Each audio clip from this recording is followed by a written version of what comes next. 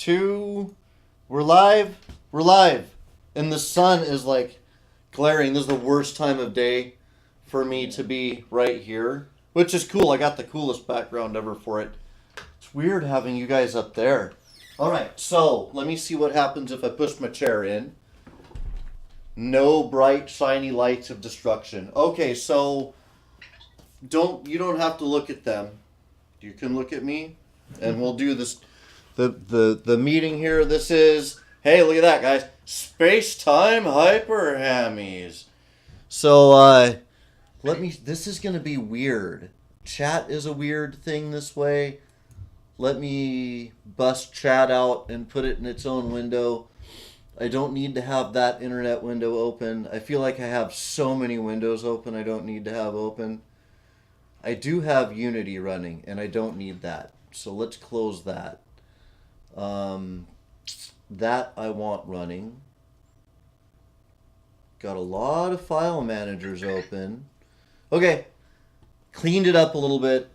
All right, so we're doing a meeting. First of all, shout out to Gambit.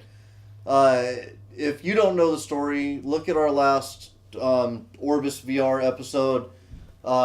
Maybe 2/3 of the way through, I run into this cat named Gambit who wanted me to help him with a monster that he couldn't fight, and he's like 7 levels higher than me. So I was like, I don't know, dude, I'm not really going to be able to help you with that, but, I don't know, whatever. Let me finish fishing, and we'll see what can happen. And he was patient. He just hung out while I fished. So we took off. I feel weird looking at only one of you. So we took off, and I fished, I caught my fish, and then we took off to do the thing. And I got slaughtered, and he got slaughtered, and so did everybody there. But we formed a strategy. Like, one dude arose immediately and became the commander. It's one of the things that I love about MMOs, when everybody can hear each other, and it's, like, interactive and cool. VR has been really good for that. And anyway, one dude arose and became our commander, and we went back and slayed all the dudes. And then they appeared again faster than we expected, and we slayed them again. And we slayed them a 3rd time. I got slain. I was born again. It got crazy. I looted like you would all be proud of me for looting, and then like all of you would be proud of me for looting, and then I got out. And that's my story. But in the midst of that, Gambit dropped our first tip to the Twitch channel, which is awesome. Thank you so much for that, Gambit. That's really cool that you did that. So anyway, shout out to Gambit. Gambit became part of our community. He joined the Discord server. He got a build of the game. He's played Space-Time Hyper Hammies, gave us feedback, supports us as a development studio, loves the fact that we're doing the kind of we're sharing it all, and just don't steal it, don't try to profit from it. Cite your sources, all that type of thing, and don't recreate what we're making. Don't be shysty.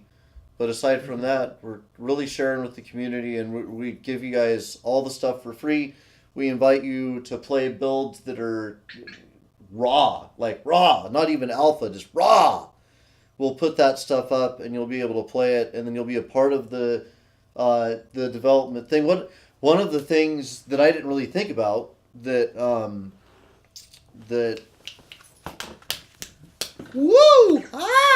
Gambit. One of the things that Gambit said that I wasn't thinking about is that in a time of game development kind of stepping towards loot boxes and buying parts of the game online and stuff, we're like the opposite of that. We're the Robin Hoods of game development right now. Because basically we're saying, here's the game for free. If you want to help us keep making games, then, get the donation DLC. See, here's what I hate about games. Okay, like Fortnite's free. Great. Games give you loot boxes or chests or whatever at randomization, and it's like if I'm paying money to something or donating money to somebody or giving money to anybody, I want to know what I'm getting. I don't want a chance at a 1 in 100 skin on a game. Well, from our side, it's always going to be you can pick whatever you want. Right. It's always there. If we want to unlock anything, then it's unlocked through performance, but never through pay. Right. And If all I'm gonna get anything at all, if you're giving us money, all giving us money means is that we're going to keep making games that other people would not make. Right. And that's what we're going to try to do. As indie developers, you need to be making what people wouldn't make, or what they're not making, or what you really love without, being restrained by a certain restraint. So anyway, yeah, Gambit, shout out to Gambit. Gambit is a really cool dude, and really made me reflect on what we're doing and made me proud of what we're doing. So I wanted to share that with you guys. But now to get into the meeting, because we're meeting on music for the game. And first, we're going to change the level of our goals. So let's look at this real quick. These are kind of our notes from the last meeting, and I'm going to take away and explode certain parts of it. I want to take away this because this became something that just happened. You found the sounds yourself. Yes. And I probably am going to regret erasing that part, but I'm going to. I'm going to blow up this into a bigger thing. I hope you guys on stream can read this. I don't know if you can. I tried to make the camera is HD, so it should be, but if it's not, I'll try to explain what I've written on the board as we go. Okay, so we're gonna talk about 3 melodies, but we're not gonna make 3. So I do want the division of 3 here. I'll just commit to the box, and then I'll erase and transfer things. It's so hard to figure out how to erase and move things in this kind of format, Okay, so we have melody 1, melody 2, melody 2, and melody 3.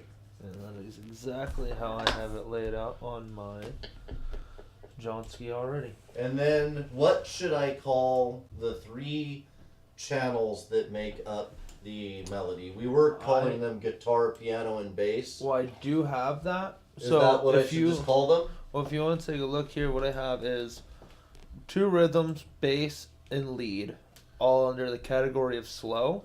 Okay. And then all the same thing under medium. So and rhythm. Under fast. So rhythm, rhythm. So you don't need to do bass. 2 rhythms. The rhythm's honestly copied and pasted, Okay. just to fill out the sound. So rhythm, bass, lead, and keys would be the 4 things. Okay, so there's 4. Yes. Okay, so rhythm. For each speed, mind you, 2. Rhythm, right? Yep. Rhythm. RHYTH. Yep. Okay. It. Yep. Rhythm, bass, keys, Keys or lead, whichever Lead. one.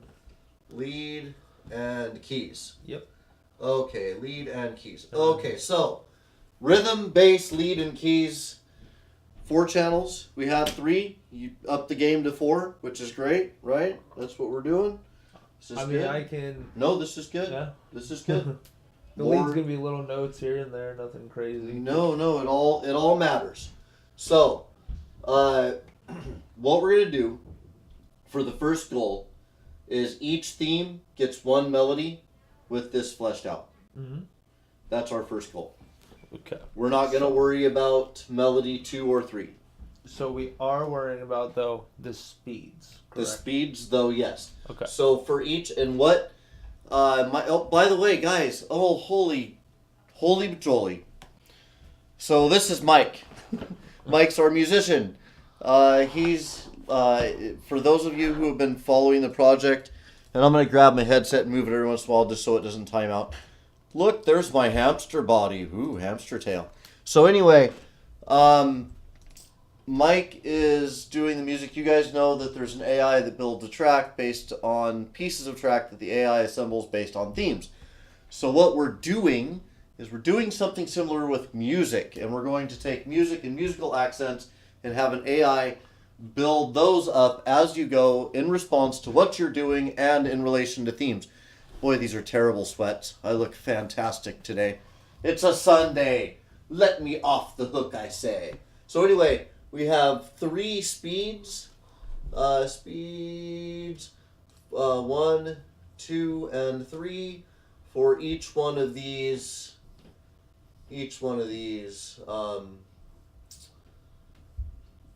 Parts. So, 1, 2, 1, 2, 3, 1, 2, 3, 1, 2, 3. So that is the same for each one of these, but this is Phantom Zone. Phantom Zone, because we're not doing this yet. These are stretch goals. Actually, you know what? Let's put this as here's kind of what I was thinking as far as stretch. now, are we doing this? We're still doing this based on theme, right? Like there's still an outer box of the theme here, right? Yes. Okay. So we're still looking. We're looking at on that side there. Here, like 5 themes. Let's take this out, and we'll do 5 themes. Yep. Okay. And that'll keep us in line on the concept. So Okay. what we're looking at is 5 melodies, So as far as just with each part having each speed. so the way that I started doing this was I like to get down the guitar first because that's how I build off of things. I'm a guitarist first. So I laid out for at least 4 of them all the parts for everything. Right? Melody 1, 2, 3, speed 1, 2, and 3, 4, all 4 of the 5 tracks. Okay, so you have. So I already have the rhythms done, but I don't have the other instruments done. Okay. So what I can do is, obviously prioritize melody 1 for everything, right? Mm-hmm. And then go about working on 2 and 3 once those are done and everything. I would go on to 2. Now, do you want to keep it like we're talking about, the slightly altered progression or the slightly altered note, the slightly altered the same idea but a little different for the second melody and then for the third melody? Or do you want to... I'm going to ask you to repeat that because I was advertising the stream. I'm so sorry, dude. That's all right. I just want to it might be easier to actually explain it by listening. So essentially, let's see if you can notice the difference here.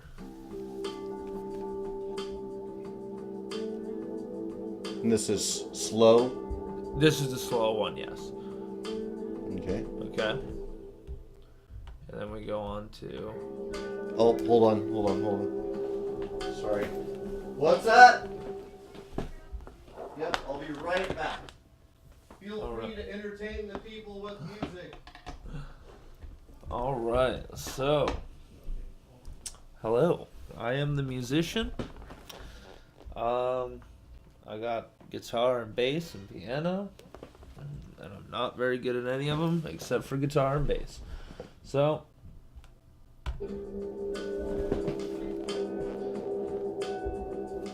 this is one of the themes. This is the desert theme. If you can hear it, I have no idea. I have no idea of knowing if you can hear it. Looks like you can hear it. Playing in a weird tuning of drops. Everything in standard except for the E. Just let me know and I'll grab it so you don't have to step over all the stuff blocking Bailey. Okay. Alright, guys. I have returned. Let's see. So, what were we talking about? Alright, so here is the first one that you were listening to, right? Okay. And this is desert, right? Yes. Hear how it's a little different there, right? And then... Okay, so those are the 3 melodies that are the desert. Right.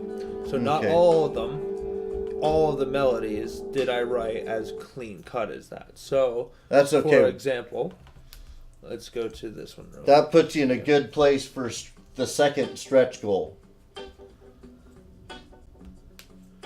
Right.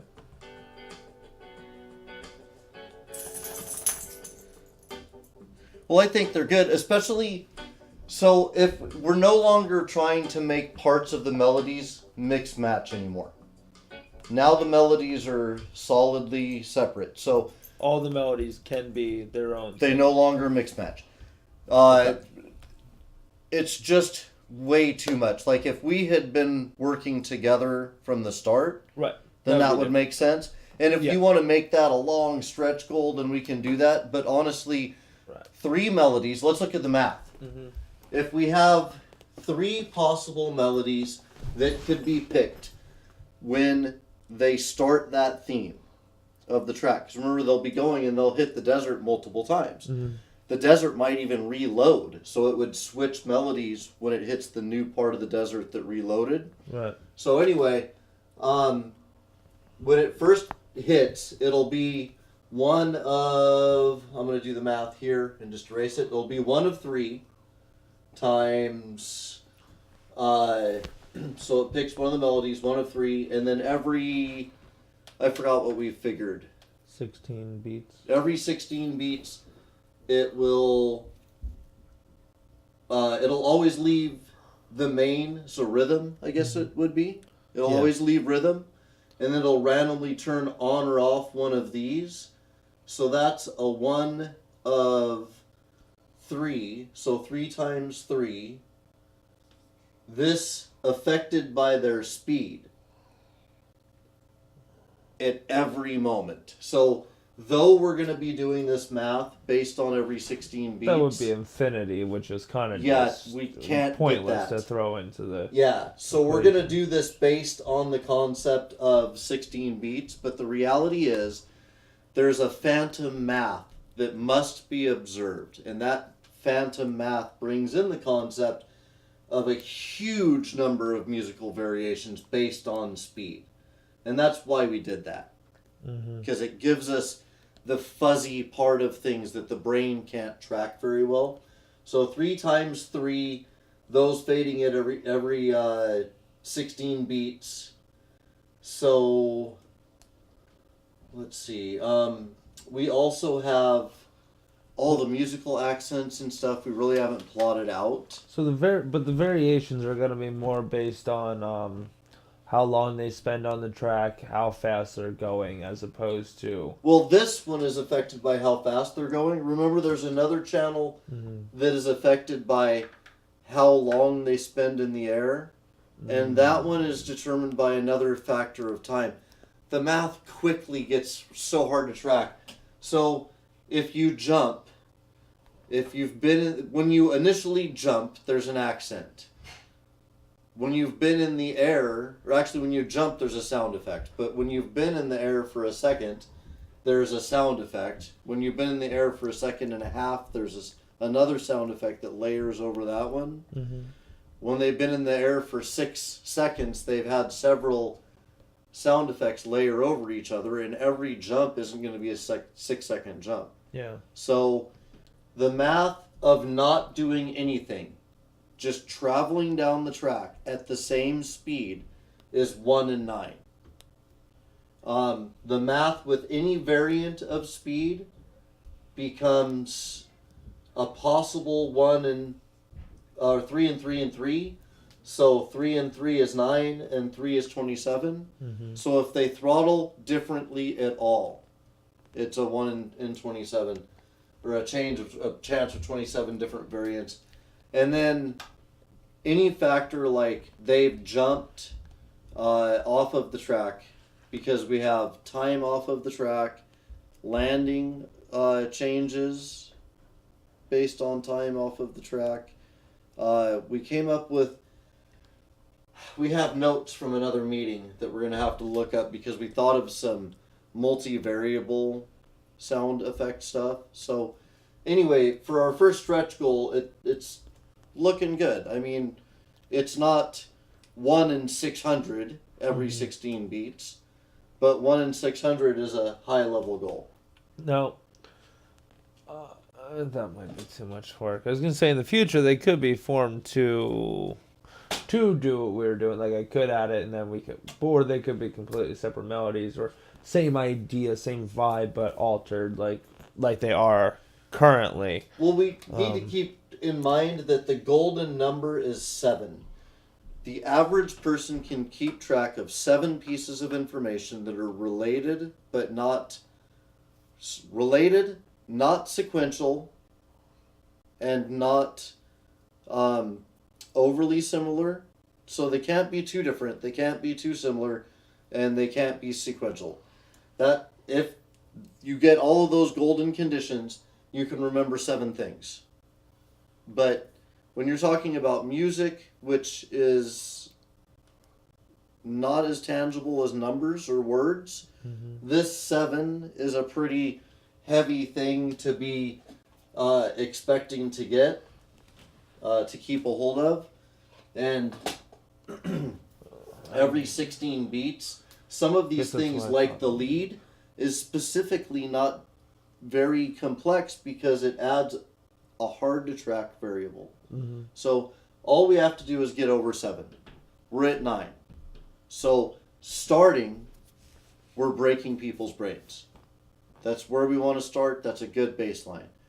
Everything up off of that is dream time, you know? So we've broken their brains with one melody, or with the possibility of the 3 melodies, which is where you're at, is a good start. So don't worry about making them able to work together, because that's where we got the 600. When this rhythm could work with this bass, could work with this lead, that's where we got the 600 and some odd. Right. And that I don't know. See, when I was recording it, I don't know that was ever necessarily possible from a musical standpoint without them being. So what I did was, so this one is, I can tell you the exact riff, is G, B minor, F sharp, right? And then it goes G, B minor, F sharp, D, G, B minor, D, F sharp. Is 1, 2, 3. So they're all slightly different. They start off dun dun can't dun dun can't dun dun can't, and then it changes, right? And that's where the difference comes in at the very end. And then, but then the desert theme was completely different for 1, 2, and 3. And that's the way to go. So variation within the melodies don't have a predictable pattern amongst each other, amongst the themes, and that's good. I think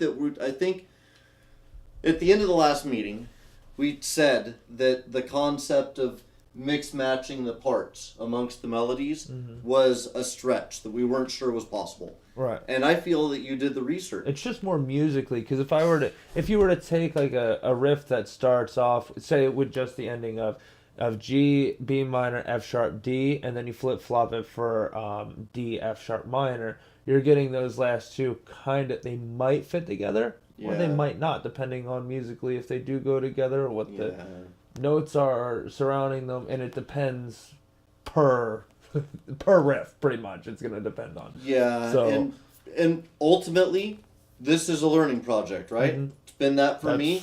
I completely conveyed that this was the project that I learned early in our meetings. I talked about this, how I learned the VR stuff, right? And I wanted you to get a break into what we were doing this way. I think that you did the research. I think it's completely reasonable to say, hey, on this project, this is the good math. So I think it'll stick good. And it sounds there. good. And then we just release a second melody pack and a third melody pack as you go. Maybe it's an optional donation point. Well, we'll never sell content. No, don't sell it. What we would do, is add it in. It would just build and get bigger. Right.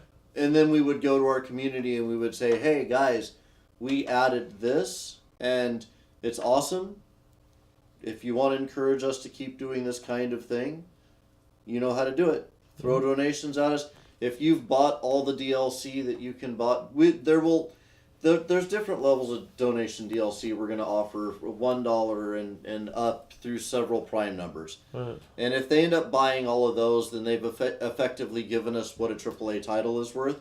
If they've done that, then that's all we should be making from any one project. If we get to the point that a project isn't profitable anymore to build on, then we say, this is great, this is what we've learned, and in the next project, the next stretch. Number 2 that we didn't do for this project. This is what we're going to stretch for, because we're going to start the next game.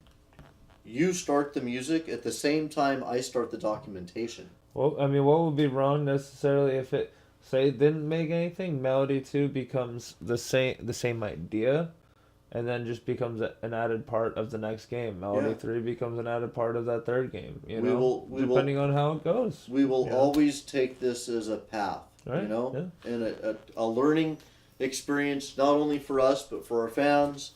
And I think that it's a good, healthy way to go. Yeah. It keeps an Easter egg kind of thing alive too. You kind of recognize the progression across the games by a single developer. For all of us. Yeah. And I want to talk. Once we're almost, shockingly, we're almost done with the music discussion. I want to hear stuff. Yeah. And that's going to be an important part of what I'm going to fire up the game. You're going to see what theme I'm playing. You're going to play some of what you've written. Mm-hmm. Fans are going to hear it. It's going to be fucking fantastic. Oh, and I also want you, as we're doing this, pick which melody you want me to stick with. I won't just pick the first one. I'll pick whichever one you want me to work on. Let's not worry about sticking with one. I think that in the course of this discussion, it's been pretty clear that, at least from my perspective, you've already gotten 3 melodies written. I mean for the focus to initially put for melody 1. Like, melody 1, like... Pick out of the 3 which one you want me to mainly focus on, and then I'll focus on the other 2. Unless one of them sounds bad, unless you play something and I'm like, bad, that one needs work. Yeah. You might be done. It might, like, for the desert, I might go, okay, man, all 3 melodies are solid, and then they're locked in. We have the 3 melodies. What I mean is so I still got to add the bass, lead, and keys. So exactly. I'm saying if to this one, and the third track of the fest, I'm gonna stick to doing it just for. But if you got the work done on some of this stuff, we may as well just approve it today, and move on. Oh no! I only have one instrument done though. That's what I'm saying. And that's good. Yeah. I'm on the page. You did what I'm most comfortable with you having done. If you would have came with all of the instruments done on each of the melodies, then it would have been a miracle, to be honest. It would have been fine, if it would have happened. But this is a more comfortable place to be because it keeps you from having put a ton of work into something that may have been the wrong road. Yeah. It's been a while since our last meeting why I was happy where we when looked at content. So when you were saying that and cutting it down, I was like, that actually might help not only me finish it quicker because of where I'm at, but we can then pick a road to go down. You can pick which one you think is the best. We started down a crazy stretch. Right. And when I didn't even realize it. I made all this and I was like, that's a lot of instruments. And then I had to think about 1, 2, 3, 4, 5, 6, 7, 8, 9, 9 parts for.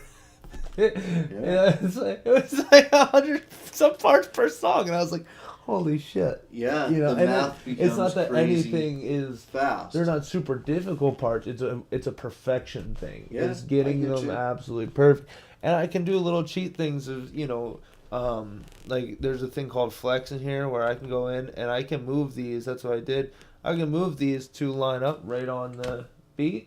Mm-hmm. But it doesn't always help everything. Yeah. It doesn't always. I still have to re-record some shit. I still have to spend 20. Because I'm writing it, I'm playing it back, and then I'm hearing it. I'm like, oh no, that doesn't sound right. I'm like rewriting it, and I'm recording it, and then the recording's not right, and then I'm like 6 other things go through my head to finally until it's like, oh, there it is. We're shooting the show on an untested build, right? I did code work and spin up a build that I spun up right before we shot the show. So you know that saying pulling where teeth? we live. You know the whole saying about it's like pulling teeth. It's like pulling my own freaking teeth. It's like it hurts so bad to get it out. I'm like, finally. There's this movie called Scorchers. You got to see. It's an old movie from the '80s, and it's set in the bayou. And there's a lady of the evening and a writer who both agree that they're both whores. And I think every creative person is a whore to something, even if it's themselves. We take the world around us and we translate it through our souls and we give it back out. And that's it's a big thing. You're giving a part of yourself. And so anyway, philosophy we could get caught up in for a long time. So let's make the goal right now. Go ahead and make... This is an illusion. They're no longer stretches because we're not going to make them work together. Go ahead and go for the... actually, no. Pick one melody. You're right. These are stretch goals. I get frisky. Stretch 1 and stretch 2, but we're never going to make them work together. That's going to be our agreement. Well, on this project... they'll be alike, but they won't work together. Yes. On this project, we're never going to make Melody 1 sample part of Melody 2. Nope. Never. Nope. Okay. Musically, it's not going to work. Good. At least from my perspective. If that it does, reins us in. If it does later, we can see where it goes. Well, let's not fuck with the... And our musical goal right now is one melody per theme. Yes. And then our next goal would be a second melody. And then our third goal will be a third melody. But for release to market, one melody per theme complete. So you're about to say tomorrow. So we can finish the AI, right? No, I got to write the AI. Don't break me. Once you're done with the stuff, we have to have a meeting about how you want the AI to mix things. Yeah. And then we have to talk about where we can make the accents work. We have to pick events, pick channels, flowchart it all. It's a whole nother meeting. Not going to happen this meeting because now it's time for me to play the game, for you to play some music. That's our goal. One melody. And you guys out there in the audience, you got to do your part. You've got to listen to these melodies. Mike's going to let you know when each melody plays. YouTubers, you're probably going to be more likely to get good feedback on this because we're streaming at a weird time of night. And I've got lurkers out there, but I don't have anybody actually talking. So this might be a no-go because you're already in here, and I think you have to rebuild it to do it to stay on one steady theme. We couldn't even pick one steady. Yeah, we're gonna have to go with whatever it gives us. That's fine. You can always give a shout out to Bob and see if he's cooperative, though. Bob, what do we want? What are we hoping he'll generate for us? What? What are we hoping he'll generate for us? Who's Bob? Bob is the AI that makes the... Oh, right. Oh, I have to rerun the game. My headset... I'm going to have to reload the game because the headset did its little thing. I'm going to have to rerun Steam VR. Sometimes the headset resets its play space, and So when is it there anybody in does... Huh? Is there anybody in here? In the stream? Yeah. There may be hanging out. lurkers out there. There may not be. We always do the show as if there is a live audience because Facebook is where we get a lot of views. So we may or may not. We have 0 viewers right now. Oh my God, we're playing to a dead room. Oh well. Who cares? These things happen. All right. So yeah. We got to do the meeting anyway, so we always do the show as if we're doing it to everyone. What are you doing? Anyway. Action, you silly bastard. What was I running? Windows. This. I wish to reestablish. Yeah, see, this is built into the floor and shit. Shut down Windows Mixed Reality. Rerun Windows Mixed Reality. You're very skeptical of me. You're like, I'll let you pet me, but I might bite your face off. Yeah, he is a silly bastard. Okay, now the floor is where the floor is supposed to be.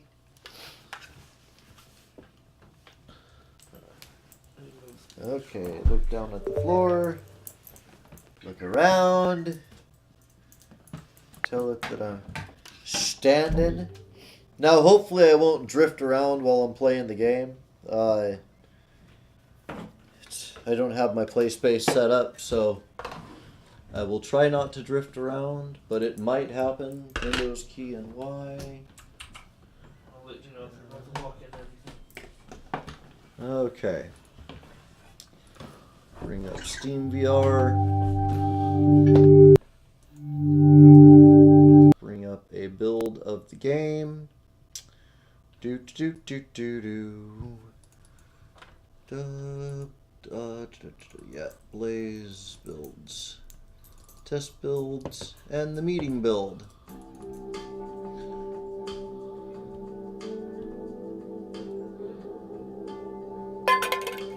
Okay. Okay, so there is the game. The game is streaming. Bring up a chat window. Chat. Where are you? There you are. Okay. Cool. Alright. Now, my hamster body is right here, which is an acceptable place to be. Let me menu and single player. Okay, so it gave me the mountain.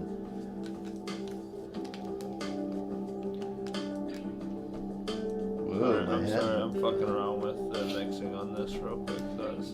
No, you're all good.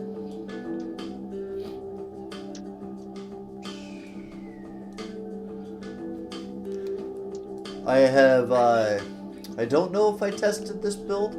I have not tested this build in Windows Mixed Reality, so it's a good opportunity to make sure the physics are what I expect them to be. Okay. Now let's not go flying off the track like a hamster idiot. Actually, there's nothing idiotic about flying off the track. All hamsters do it all the time.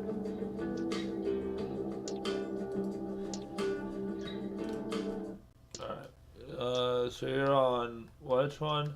Mountain. Mountain? Oh, thank goodness I didn't sneeze on you. That's not Glacial Descent? Nope. Glacial Descent is oh, that's right. It's more all blue. icy and blocky and... Yeah. Oh, yeah. I love it. It actually brightened it up immediately in here. That was weird. Very tactile feeling. Yep, I like it. It's a good thing.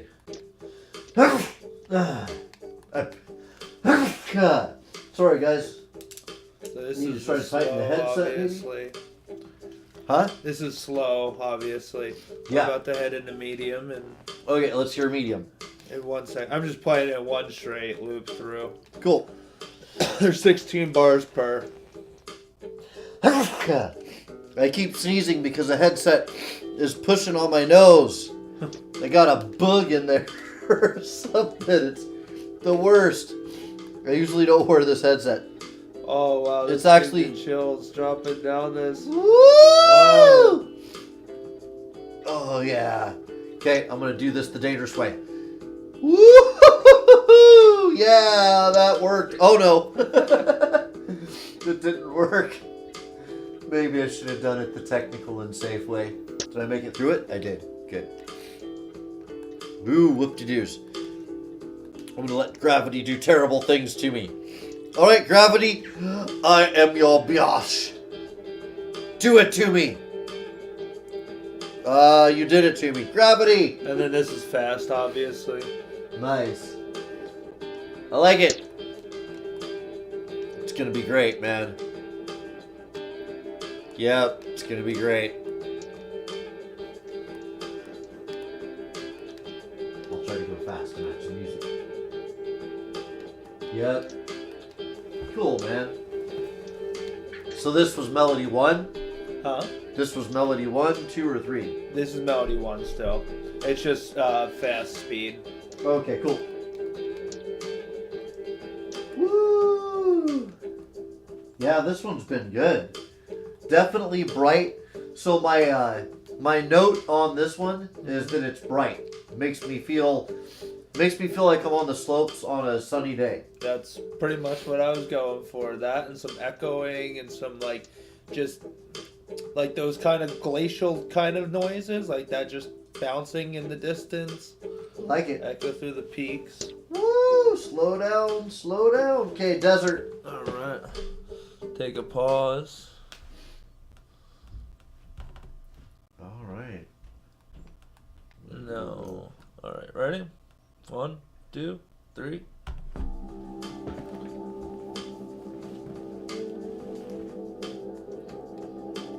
Honestly, the inspiration for this one, well, with the didgeridoo, came from that video you showed me with the fish in the desert. This whole entire thing, I kind of had that whole viewpoint of just like bright lights, swimming in an ocean in the desert, but like with that didgeridoo, like wompity womp sound going on. I like it. So I gotta remember I got a cord on this headset. Woo! I didn't mean to do that.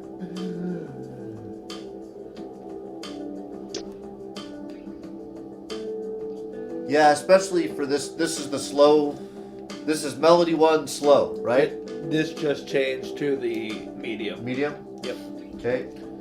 Pretty much a lot of the slows are open chords with a lot of flowing. The medium becomes more picking, and then the fast tends to be either excess kind of picking, so it really sounds stripped out, or it's more acoustic type strumming that is more filled out by some other effects, not being delay and chorus. Yeah, I'm grooving on it, man. I may have a text file writing a lot of info. I may have to start and stop the game every once in a while to keep it from causing me trouble. Oh, I found a bug. Not a big deal. Not a big deal. Something I can fix. Then again, streaming software sometimes. Sorry, I'm also listening to this in my good ear, so I can just make sure everything's sounding okay. No, you're good. My right ear's noticeably a little more deaf than my left. Either that, or I've just always preferred putting things in my left ear, so it's just become stronger. Yep. I got that with my eyes. I have one eye that I tended to read with when I was falling asleep, and it's Funny, my good eye now. That's my right eye, and I'm left-handed.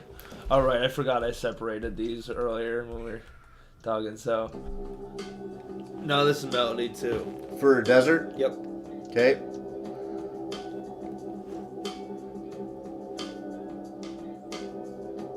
My immediate impression is Melody 1 so far. Okay. If you have any heartburn on any of that, let me know, because feedback is important.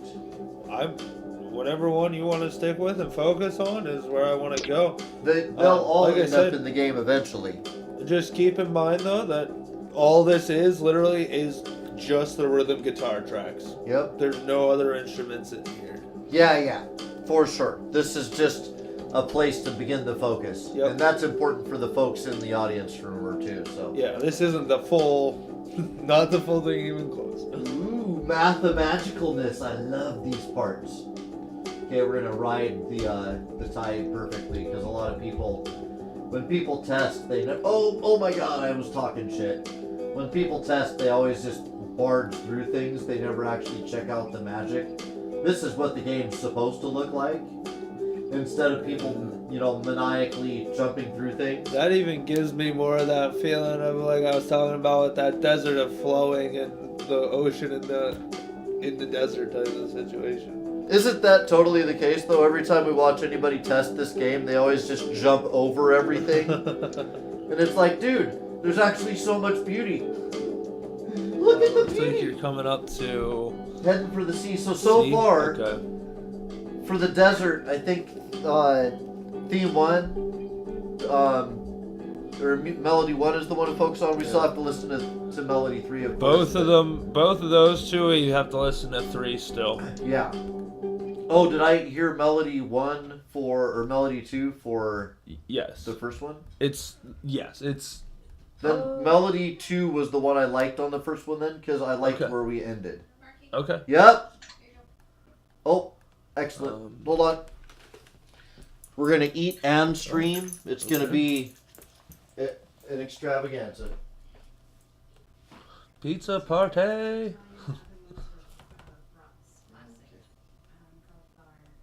Everything. Thank you. Love you. Okay. Now, for So- some reason, I'm gonna be completely honest. This is the one that I had the most trouble with out of anything I've ever recorded in my life, and it's the simplest fucking thing in the world because it's just reggae. Pick a sausage. Any sausage. Okay.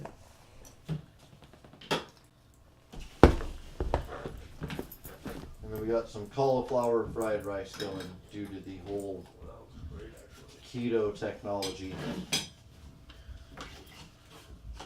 Striving for the ketosis. My girlfriend actually is getting more into the idea and wanting to start changing her diet up more to being more healthy in general, but more meat based and. I went completely normal eating for about 2 weeks. It started with I started simple with 6 donuts. Oh my god. And that hurt. That hurt me. It was bad. And then I kind of ate regular for a week or two, week and a half. But honestly, I'm looking forward to going keto again. But for me, it's largely a muscle tone thing. She wants to get rid of the excess weight. Once the weight, well, actually, in the process of the weight going, your muscles all become lean. They stop being fatty. And that is a tripping this is a weird part of the stream, guys. You know what? Okay. This is where you're hanging out with us, man. This is what happens. We're going to be human beings for you. It's very, very real. This is the whole point of the development studio. So you get to listen to Steve Jobs talk. Well, not anymore. Or yeah, welcome to the jump in to our lives, right? So anyway, you get lean muscle out of it, and that's part of the. If she decides to do the low carb thing or the keto thing, keto is kind of just a more rigorous version of low carb. Mm-hmm. If you do keto, especially though, you get this muscle transformation that the whole process. If you guys don't know what keto is, you eat so few carbs, and carbs where you get sugar, and carbs is where you get energy. If you don't have any in your system, though, your system starts converting fat and protein over to make energy. So you eat a lot of protein. It uses that protein to build muscle. It takes the fat out of your muscle and burns it as energy. And it's a cool process. You end up with a bunch of cool lean muscle, and you start getting ripped for nothing. Like cordy, awesome cat-like muscle. I mean, not trying to brag or anything, but that's the cool part of the diet. That's why it's worth it to me. That's the only kind of, like, I was talking to my roommate. He's going to the gym and working out and, like, wants to get back into, like, fighting shit. And I was like, dude, come on. You're 26. You don't need to be in fighting shape. Like, you're not going to the UFC. Like, just work on being healthy. Just work on slimming down. Like, I'm 46 and I want to be in fighting shape. I'm not saying it's a bad thing, but he's pretty big. Yeah, He's like 100 pounds overweight. Yeah. And he needs to slim down first before he starts working on. And that's why toning and muscle. And he won't fighting and what he'll end up with is he'll get awesome corded muscle under a bunch of fat, and you can't tell. Move. He'll just be a big. But the keto thing has been cool for getting the fat off and kind of converting that muscle fiber over without working out. And it's not that I don't want to work out. I'm just martial arts guy, so I would rather pick up. I don't want my headset to glitch like it did before. Is the world still real? Okay, cool. I will just walk around with it like a parrot on my shoulder. Anyway, yeah, it's not for everybody. It's a crazy diet, but low carb even, I think you start burning off that stuff. This is weird though. Your whole body reacts to things differently. My biggest thing is every once in a while, it's not like every once in a while I do start to get out of hand with sweets, but like I do just want a pack of Skittles or Starburst or a brownie or a cookie or something, like, and that's what I'm afraid of is like, if I just slip up and do that for like a week, how am I going to feel? And then getting back into something, and I'm like, I just went crazy for a week. Like I spent a week going, I learned my limits though. Turns out that M&Ms are not a thing that I can have restraint with. That's one of my weaknesses. I'll just eat them and eat them. Yeah, I can do like Junior Mints. I also love Junior Mints, but I can eat a Junior Mint, then I can go, all right, I got 2 more for the course of the day. And then I learned pretty quickly that I should do those 3 towards the end of the night. But 3 Junior Mints, I can make it through the day. But you get the same carb count out of 3 M&Ms, and 3 M&Ms is nothing. What? Like 3 M&Ms is a fart in the wind. I need Junior Mints and I need M&Ms 72. are the same carb count? 3 Junior Mints and 3 M&Ms are the same carb count. The amount of sugar, is that like the pretty much carbs that are in both of them? Carbs are the accumulation of sugar and carbohydrate. Oh, that's insane. So I'm trying to think of what is in a Junior Mint. I'm thinking the outside is chocolate and sugar and milk chocolate, whatever. It might be sugar alcohols that make the difference. Yeah. We don't process sugar alcohol. It's so when you're on keto, that's where you get sweet stuff.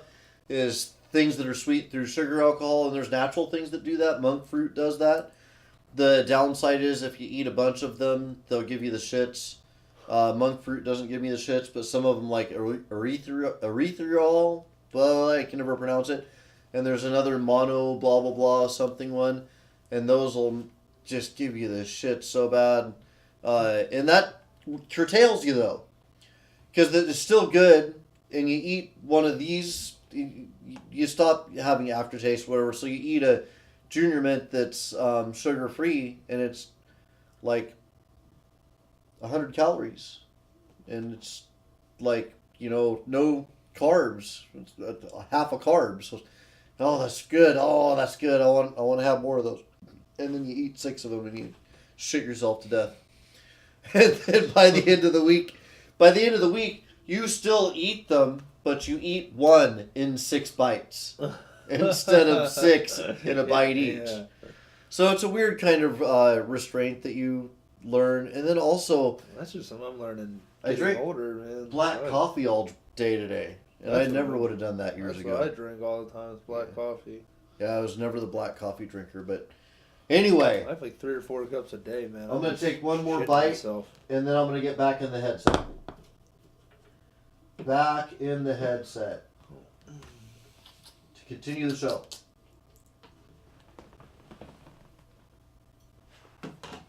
All right. So, There we go. This is the one I was saying I had the most trouble with, just simply because of having the perfection of notes and shit. Like, You know what? I'm going to rerun the app. There's definitely some kind of I bet there's a log file in here, and if I look at that log file, it's super huge now. I keep looking at these. What are these? What are cacao nibs? Cocoa nibs? Cocoa nibs. That's raw chocolate. Like baker chocolate? Yeah, before it's ground up. Mm. Really good for you. It's a superfood. You're welcome to kick that open and throw some in your hands and mack them down. Do they taste good? No, they Okay, don't. now I'm interested in trying. You said it's not chocolate. They It do says not chocolate, taste good. and they don't taste good. But when you're keto boy and You know- you need to fulfill the chemical need for chocolate, they're so good for that because they're the strongest chocolate ever. They're like, These are incredible. yeah. I have a second bag. These taste like little chocolate chips, but planty. Yeah, but plenty. I have an extra bag if you want to. I'm just taking a handful because I Actually- will run you out of the. No, literally take that bag because I accidentally opened 2 and they'll go bad on me. So really, if you like them, sure? take them. Nobody likes them. These actually would be a treat and a half. Excellent. Take them with, man. I love turning people on to new tasty foods that are good for you. Is And this glacial descent? yeah, and chocolate nibs are so good for you. Oh, they're so interesting. Let me see what kind of... I want to see if I have any chats. No chats. I don't want to accidentally go too far down this because it'll run the theme out before you get any melody going. This is a really short theme. Okay, here we go. Sorry. No. Oh man, yeah, I love the music for Glacial Descent. This is powerful theme, powerful music. I love this one. This is one of those things that people are going to get on and be like, dude, grooving so hard. Mm-hmm. We do hear the medium. The medium's like, it just kicks it into a whole nother level. I think, at least. That's good, because encouraging people to go fast on this is good.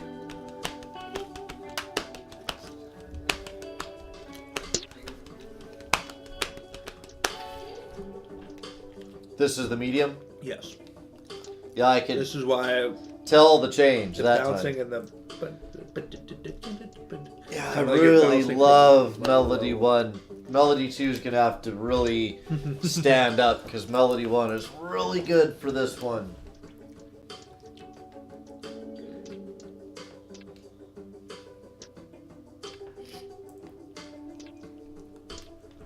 Oh, we're going to hear that third theme for the ocean.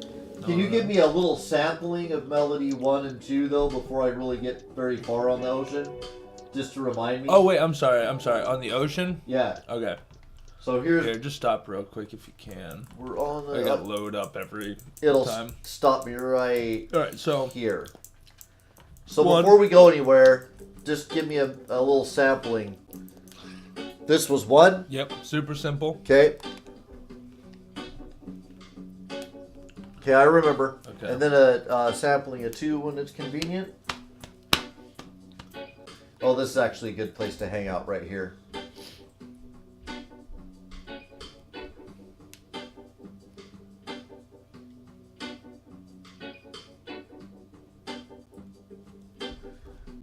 Ooh. Such a beautiful game. I don't think you actually heard 2 for this one, so I'm gonna just let it run through Okay. to melody 2, or to medium speed. I'm just going to kind of hang out in here and not proceed very far because I want to get all of theme 2 then while we're in here. Oh, man.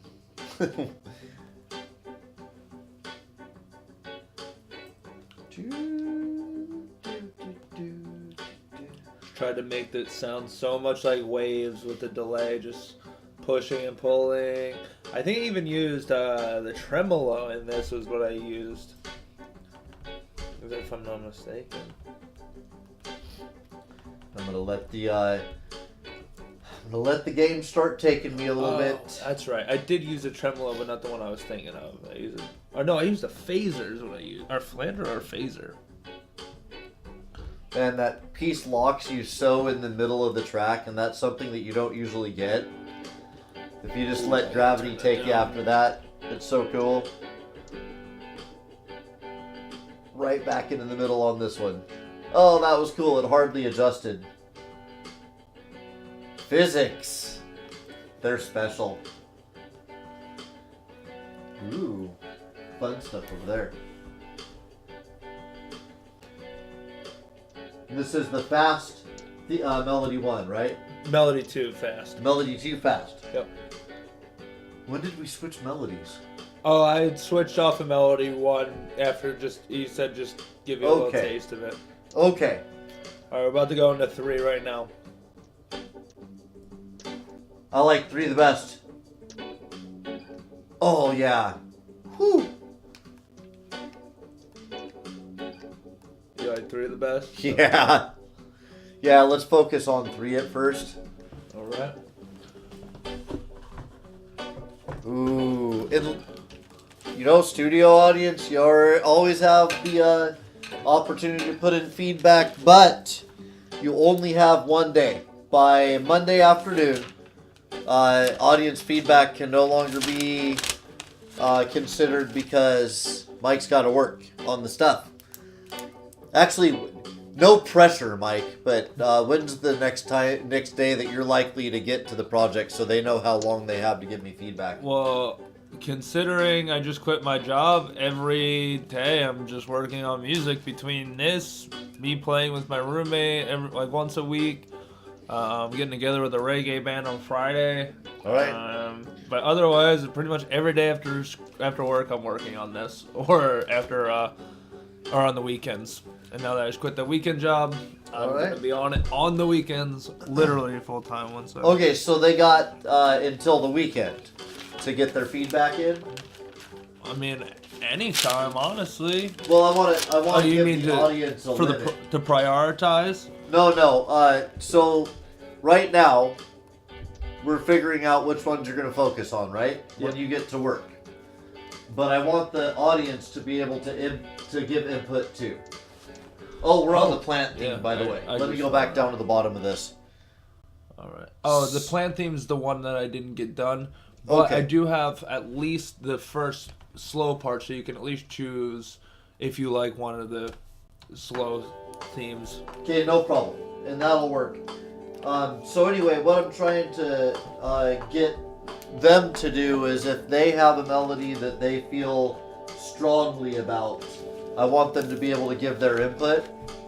But I also don't want to not work for a month while we wait for input from the audience. Oh, yeah. So how many days is reasonable to wait? 24 hours? 3 days? Yeah, literally like a day, 2 days. A day? Yeah. Okay, so you guys have until tomorrow afternoon to change my mind on things. If I don't get any input back, we're gonna go with the goals that we set I tonight. get home at like 5:30. Got Monday till 6 p.m. Okay. BST. Okay. So that's how long they have. If they don't give me any feedback, then we will go with what we choose at the meeting. No I big did deal. get this part done. This was just one of the medium parts, but this was the one riff that I got done. I'm liking this one so far. So that was one. This is two. This would be 2. Yep. Okay, so far I like one. Okay, now I'm liking 2 though. That's because I started off beat. I started a little into it. Oh no, now I like 2 better. Okay, now it's 2. This is 3. Yeah. I like 3, but I think 2. I really think 2. The reason you don't like 3, and I can tell you exactly why, is it's GCD. No, I do like 3, and it it's must end up in the game, but I think the focus is 2. I can tell you why, though, you're picking it, and this is Why is purely that? from a mental standpoint. Because it's too familiar. Yeah? Because it's super familiar to something you've heard. And I had trouble with this one off of some of the parts that I was Okay, give me learning. 2 and 3 again. Okay. Here's why. Because the chords that I'm using are classic style chords, just first position progressions, Uh-huh. which are all the classics. Everything you heard in the 70s and 80s and everything that you know, Jack and Diane what was the other? Salisbury Hill was one of the songs I was like, does this sound like Salisbury Hill? Like, fuck. Yep. So this is 2? Yes, this is 2.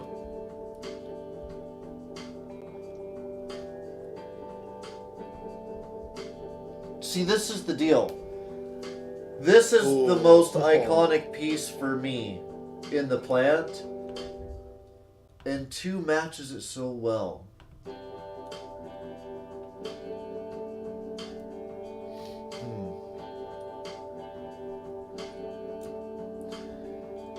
They're all great, but I just feel like 2 embodies the theme. That's fine with me.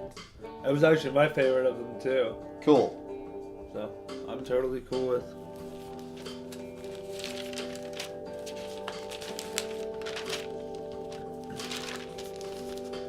I love playing this.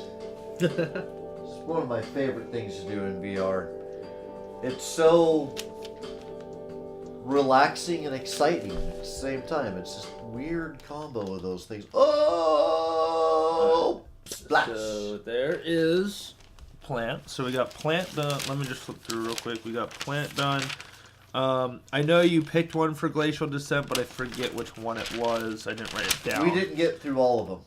We got C, and I have plant done for which ones you want me to prioritize. Yeah. So what's I'm the just next gonna one? You're going cruise- to the C. I'm just going to cruise through the C since we're on it While again. you're doing that, let me grab a water real quick. And then... Yeah, there's some in the fridge. Cold now. Fancy. Fancy. Yeah, I like the bubbly stuff, but I only drink a can. 6 cans a week, 5 cans a week maybe. I don't have that every day. I have like one a day at work now. Regular water is still kind of the staple. when I'm operating the best. But if I'm going to be honest, I drink more coffee than I drink anything else. Yeah, my girlfriend yells at me and tells me that I need to drink less coffee and more water because I'm dehydrating myself. Sacrilege! Not giving my...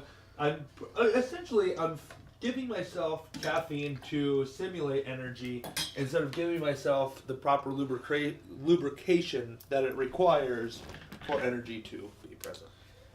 I'm keto. My system runs on oil. There's oil in coffee. Hemp oil? When it's good coffee, Oh. I mean, woo! Oh shit! I was trying. Oh! I thought it was the best save ever.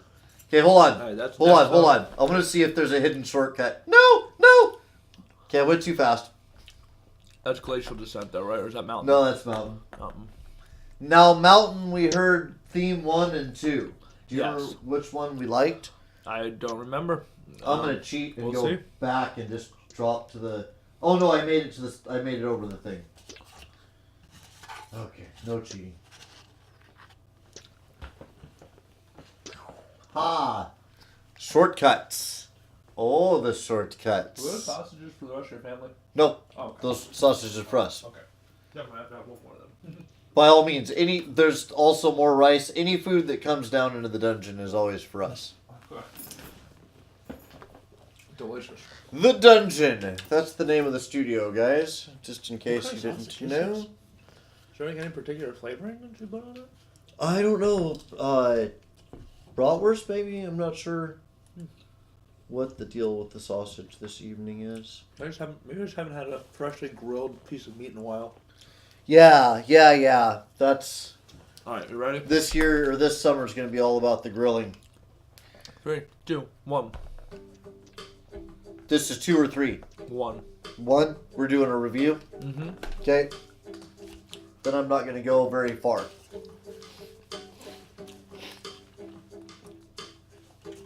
That's right, I liked 1 the best because of the bright sunniness. Mm-hmm. Feels like a bright sunny day in the mountains.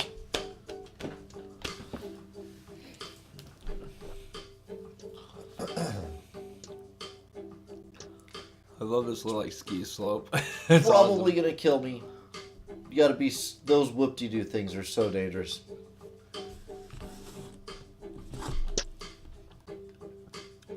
It changed speed? Is that what happened? Right now. That's the speed change. Then that's to medium? Yep. Yeah, I remember that 2... You can skip to 3, because I remember that 2 wasn't a contender. As far as... It's good. All of them are good. If any of them come up that I'm just like, oh, dude, this one needs work, I'll let you know. Yeah. But nothing's needed work yet. Then that's the fast, right? That was the end of the fast. That was the end of the fast? I love that. Okay, so what's this? I don't know. What is it? What am I hearing? What is it? What's playing? What I'm on is the it? mountain. Oh, What's this- playing I for know. music?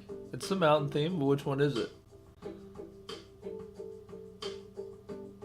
Oh man, it's a lot of music for me to keep track of. Hold on. It's not 1 anymore, right?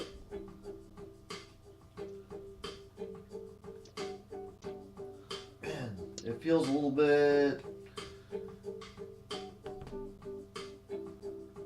There's a change there.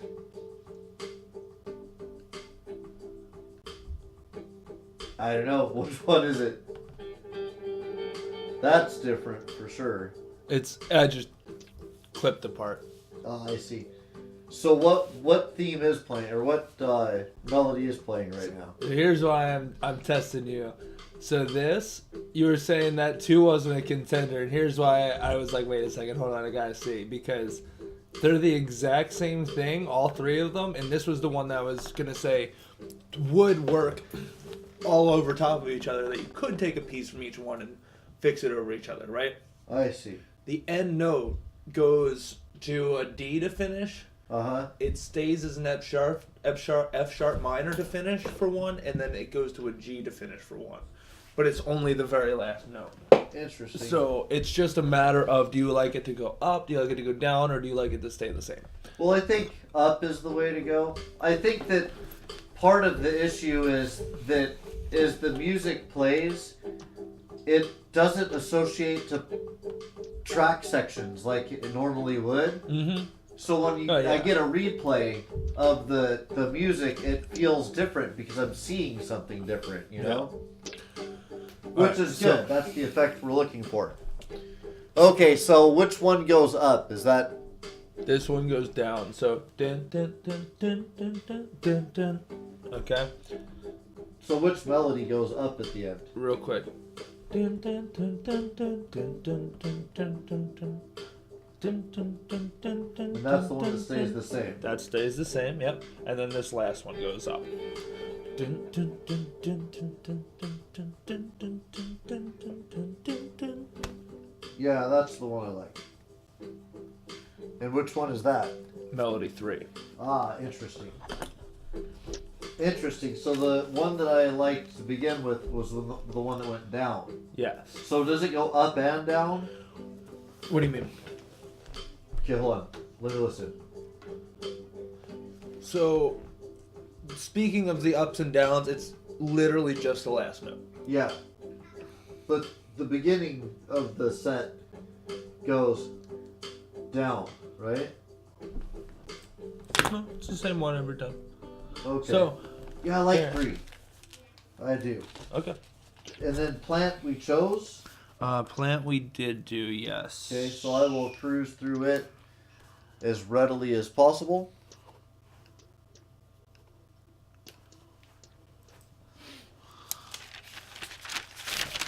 Oh, it did the big Halo thing again.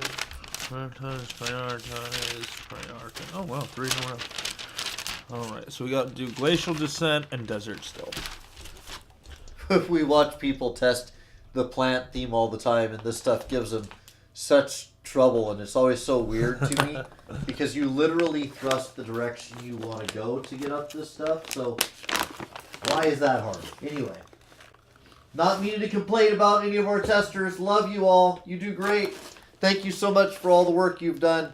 I've played it for like 300 hours or whatever, so my brain automatically solves these problems for thrust and track direction. So it's why you can't test your own stuff. You become really good at playing your own game, and then you can make it way too hard. Because if I was to go back and recalibrate this stuff, I'd make it so much harder than it is. It's really not difficult, but when people test it, they go flying off the track all the time and that type of thing. I'd have to be stupid to fly off the track based on the level of skill that I've reached now. But when I first started playing the game, I did fly off the track a lot. And every time I readjust the thrust level, I go flying off the track. Yeah. I actually have not added the ability into the options for people to customize the thrust level because I'm still not sure if that's game breaking. Now, if they do that, does that mean they don't reach certain speeds, which means they wouldn't reach certain musics? No, it changes the speed at which.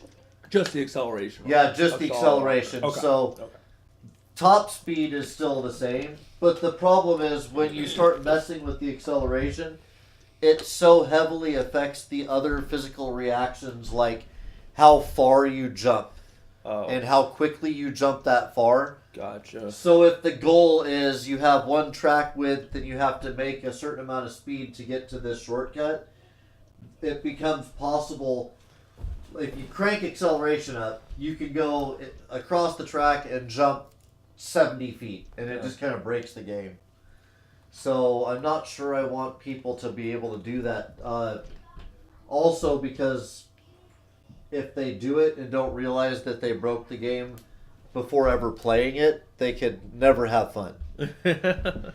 And I think that the acceleration level that I have at right now is really good. Oh my god. Fuck you. Fuck you, Bob. So you know all of that shit that I talk about the big screw? Yeah. I'm about to prove myself, right? I see it. Let's see what you got. Son of a bitch. Every time people test this, I always end up offering them the ability to just get past this And I give a ton of advice and all of this. Oh, that's not how I wanted to enter this. Okay, wait. I'm touching things? What am I touching? Whoa, whoa, whoa, whoa, whoa, whoa. All the thrust. All the thrust. Holy shit, the headset broke. Hold on. The world is stuck. Alright, I gotta reboot. What just happened? Something died. The game crashed. Alright, so interesting. Not sure why we got a game. Oh, Steam crashed. Steam VR crashed. So apparently Steam VR shot upon itself. Are you still streaming, or? Yeah, I'll find that out in just a moment. Steam VR went poop. Okay.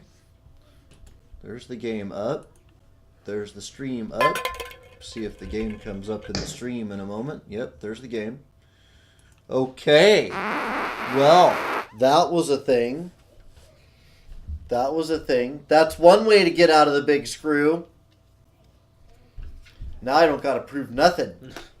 Take the easy way out. How very convenient. Thank you, Bob. I saw you unplug it. Yep. Reach down we're in and desert. Nice. Okay, so is this one we need to choose? Yes. Okay. No more head games, man. Ready?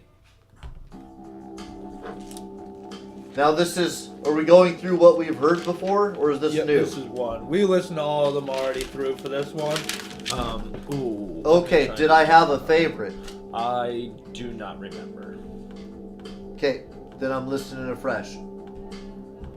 I gotta try and slide some things over. Oh shit, I fucked up. Oh, you did have sort of a favorite. You didn't like. Can you pause just real quick? Yeah. I gotta slide something over so that these go in time with each other and don't fuck up. Yeah, no problem. I forgot That fart was not me. It Oh my god, it's so bad. I'm gonna cover it. It was not me. I swear. No, it was me. Oh, thought it was a dog or something. God damn. No, the dog doesn't get credit for that, man.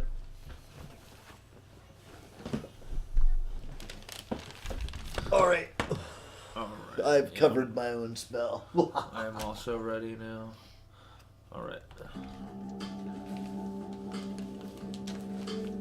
Yeah, as I recall, I liked the first one, but I don't trust myself now. You've made me doubt myself.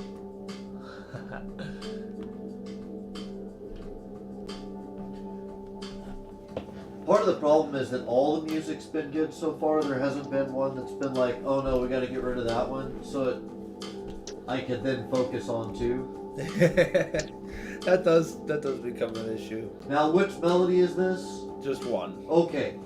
Still feeling good about one. It's about to change to the faster, medium speed. I'm just gonna hang out in kind of this area of the track and keep listening.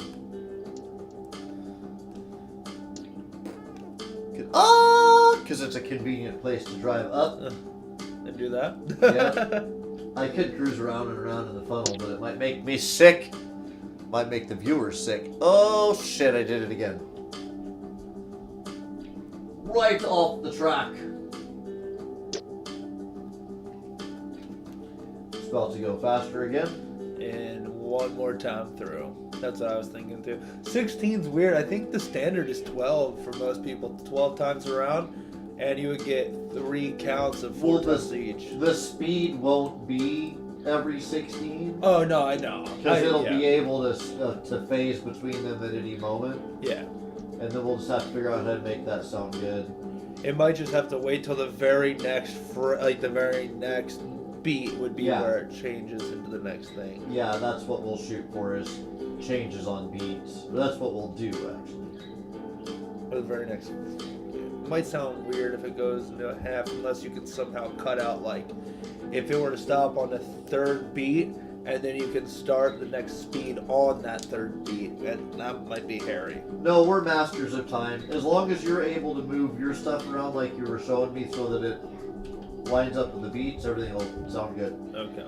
So, this is 2. A little more dissonant and hairy.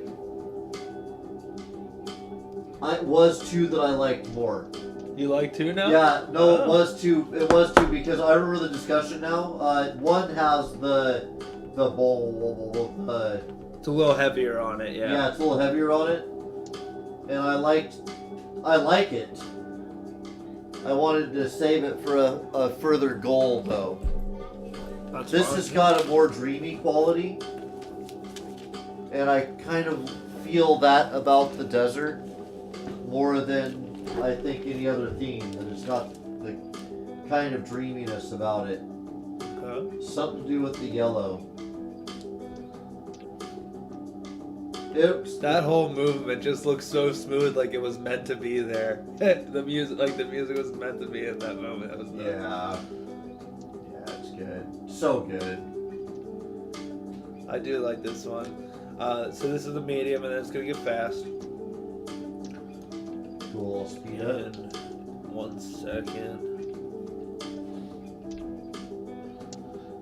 They're all 7-minute songs, so I'm just like listening on the bus to like full on like 6 songs at once. Why isn't this? Ah, fucking A. Uh-oh. I forgot to move these.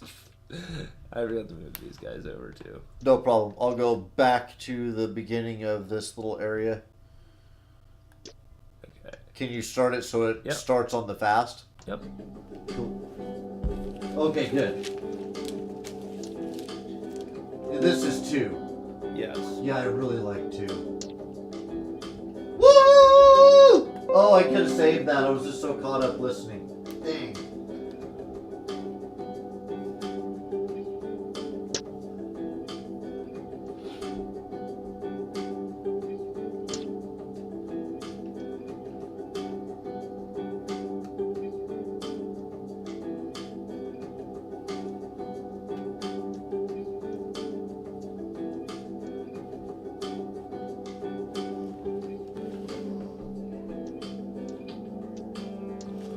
No, this is 3.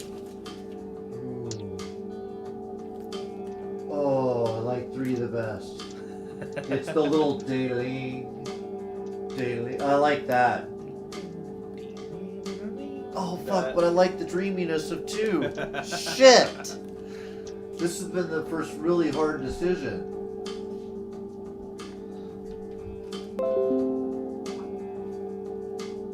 Oh man. Let's see, we're about to go into the medium and one more time around, it looks like.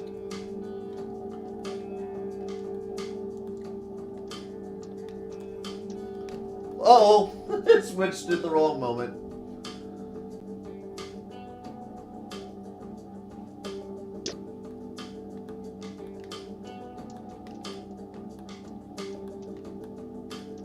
And the good thing is, doing these now melody by melody will help me. I'll be able to split them up and then really focus on mixing them to their specific track wavelength needs for when you're putting them into there too. So I'll be able to further mix it down and get them to sound really nice instead of. So right now, melodies 1, 2, and 3 on each speed are running on the same pedal board, on the same decibels. You know what I mean? So they're running on the same tracks as the other ones. So once I get them split off, I can then go in and further, master them. Okay, so I think after a full exploration of 3, I still feel 2 Alright. just slightly more because of the dreamy quality. Yeah, this reminds me almost. It falls into like almost grunge. No, I just love that little. yeah, I really love 3. Man, all of the desert stuff was really, really good. Did we pick the mountain? Is this mountain? Yeah. Yes, we just need glacial descent. Okay, so I'm gonna hurry through till we get to the glacial descent, and we've heard 1 and 2 on that, right? Yeah, I'll just run through everything. Do you just want me to play it while you're doing mountain? No. No. Okay. What did I feel strongly about on glacial descent? This might be the one you said 1/2, but I don't remember. Glacial descent or on the mountain? Glacial descent. Glacial descent. Okay. I don't remember though. I feel like that's true, but yes, because we had to make a fast decision on that one, right? What were the differences? Oh, right. The difference is D major 7 or B minor 7. Oh, dude, I gotta stop hurrying over that. This is the medium one with a sharp corner at the end, so I've got to slightly reduce the speed just a little bit as I go. And it should land me right. Oh, there! Oh my god! God. Oh, Bob, you're kind of a jerk sometimes, but I love you! You're so nice. Alright. I need the glacial descent next. You know what? It's going to be really hard to get one particular theme. Oh! Got it. Bob, you're a sweetheart. Let's go ahead and fire 2 up real quick as I'm approaching it. Just to give me a refresher. Melody 2? Yeah, just fire up Melody 2 so I get a refresher. Oh, you don't want to hear one? All right. No. I remember that 2 was... Okay. I want to do the comparison between 2 and 3 because 1 is the one that we're on, right? 1 is the one we're on. I don't remember if 1 was the one you liked or not. I feel like 1 was the one. Okay. So I wanted to hear 2 and 3. I love that. Oh yeah, no, it was 2. 2 was the one for this. I remember the yeah, it was. Yep. That fucking delay right there, just yeah, yeah. It's 2. It's 2. I want to compare 2 to 3. Go ahead and fire 3 up.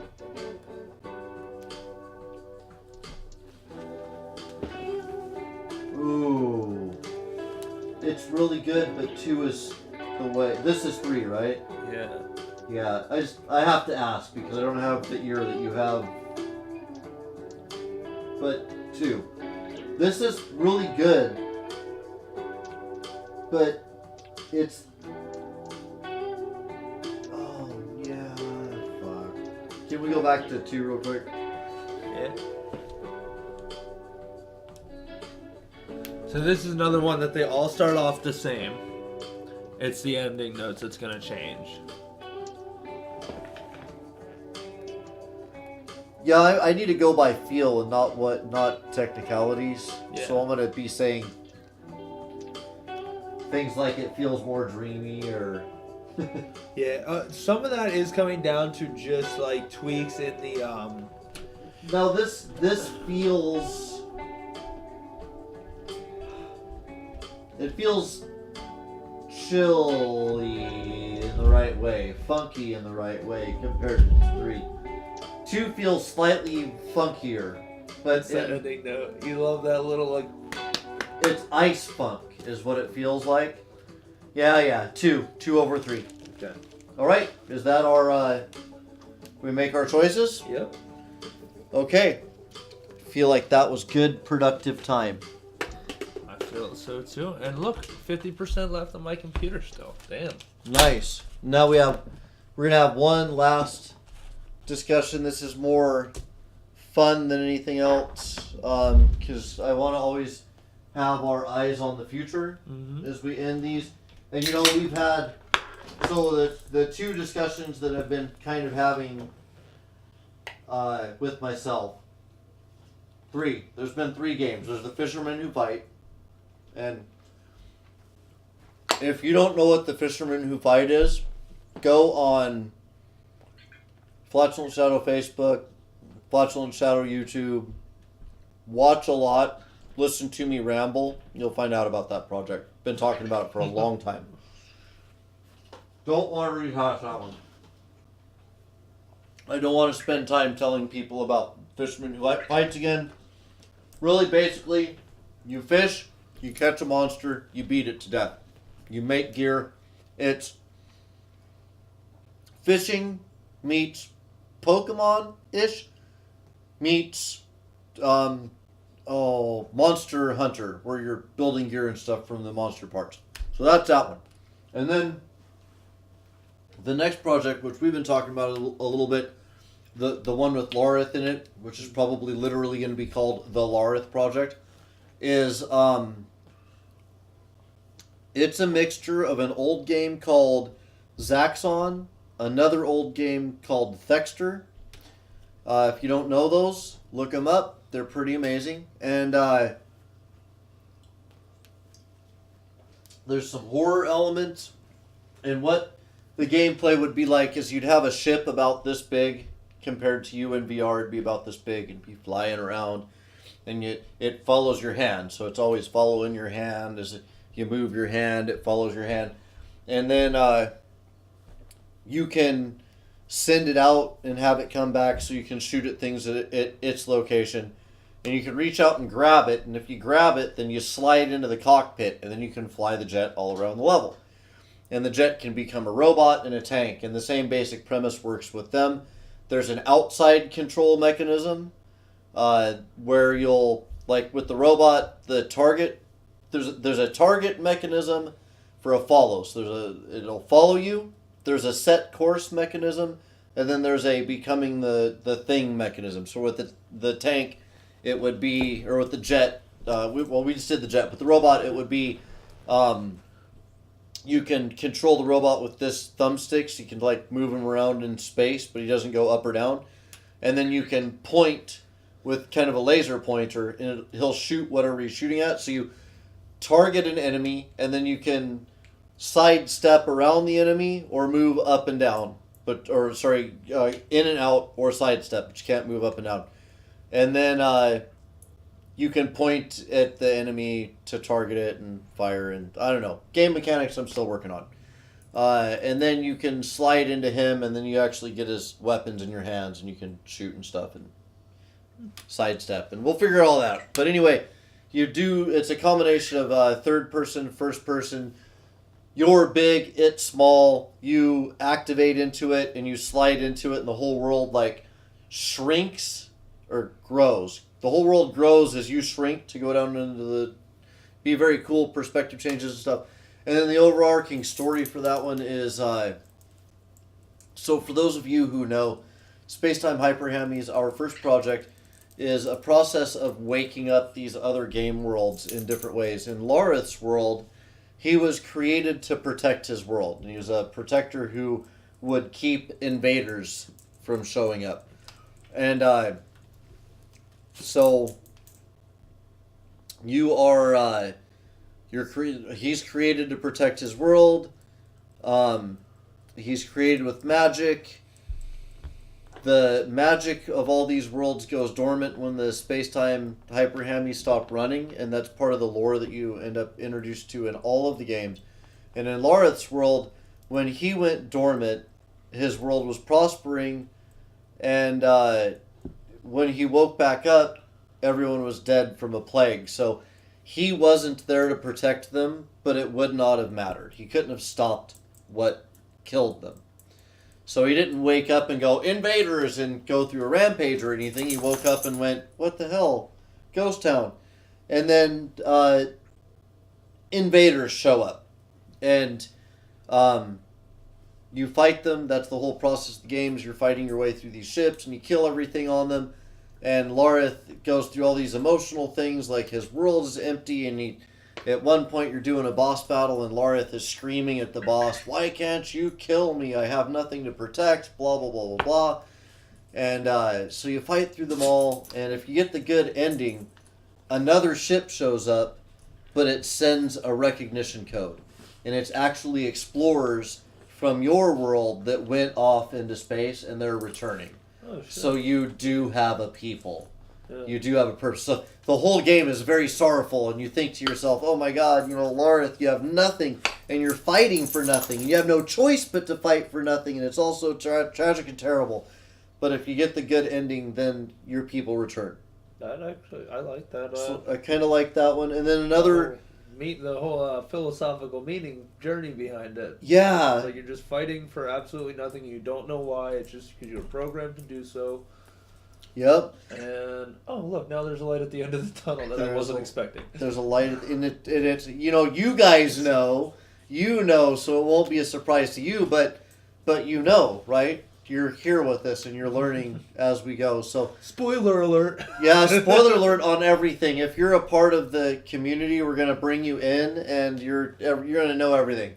This is what happens from our perspective, though, and what you get is now, if you have a friend that isn't involved, then you get to be the one that shares with them these kind of giftings that we give the world through our storytelling and stuff. So, man, that sounded really arrogant. Anyway, then the other possibility. Did I talk to you very much about the train, the concept of the train, and the people you collect as you go? And I think I was just starting to kind of. I knew you said about the same A balloon. thing, right? It was a balloon when you were here last. It was a balloon. We were talking a little bit about like a balloon that went between islands. That was the original concept. Wait, was this the different game entirely? Yeah, different game entirely. Yes, Sorry, yes, I shifted yes, gears. yes. I was thinking if it was the Gear thing shift. of the way that the robot collects. No, the no, previous- no. I'm so Okay. sorry. Yes. Gear shift. Talking about game possibility 3. Yes. Because we got to have a way to go. Fisherman Who Fights is one of them. We're keeping you guys on the radar with this stuff really early, because when I start doing the doc stuff when Spacetime Hyper Hemis hits the market, I will have been doing documentation probably on the third game. So technically I've been experiencing the 3. I'm getting ready to write the docs on the 3, and you guys will be picking out what we're doing, or helping us pick it out, because nobody has universal power. But anyway, looking at idea number 3. When you were here last, it was a balloon, and it was floating islands.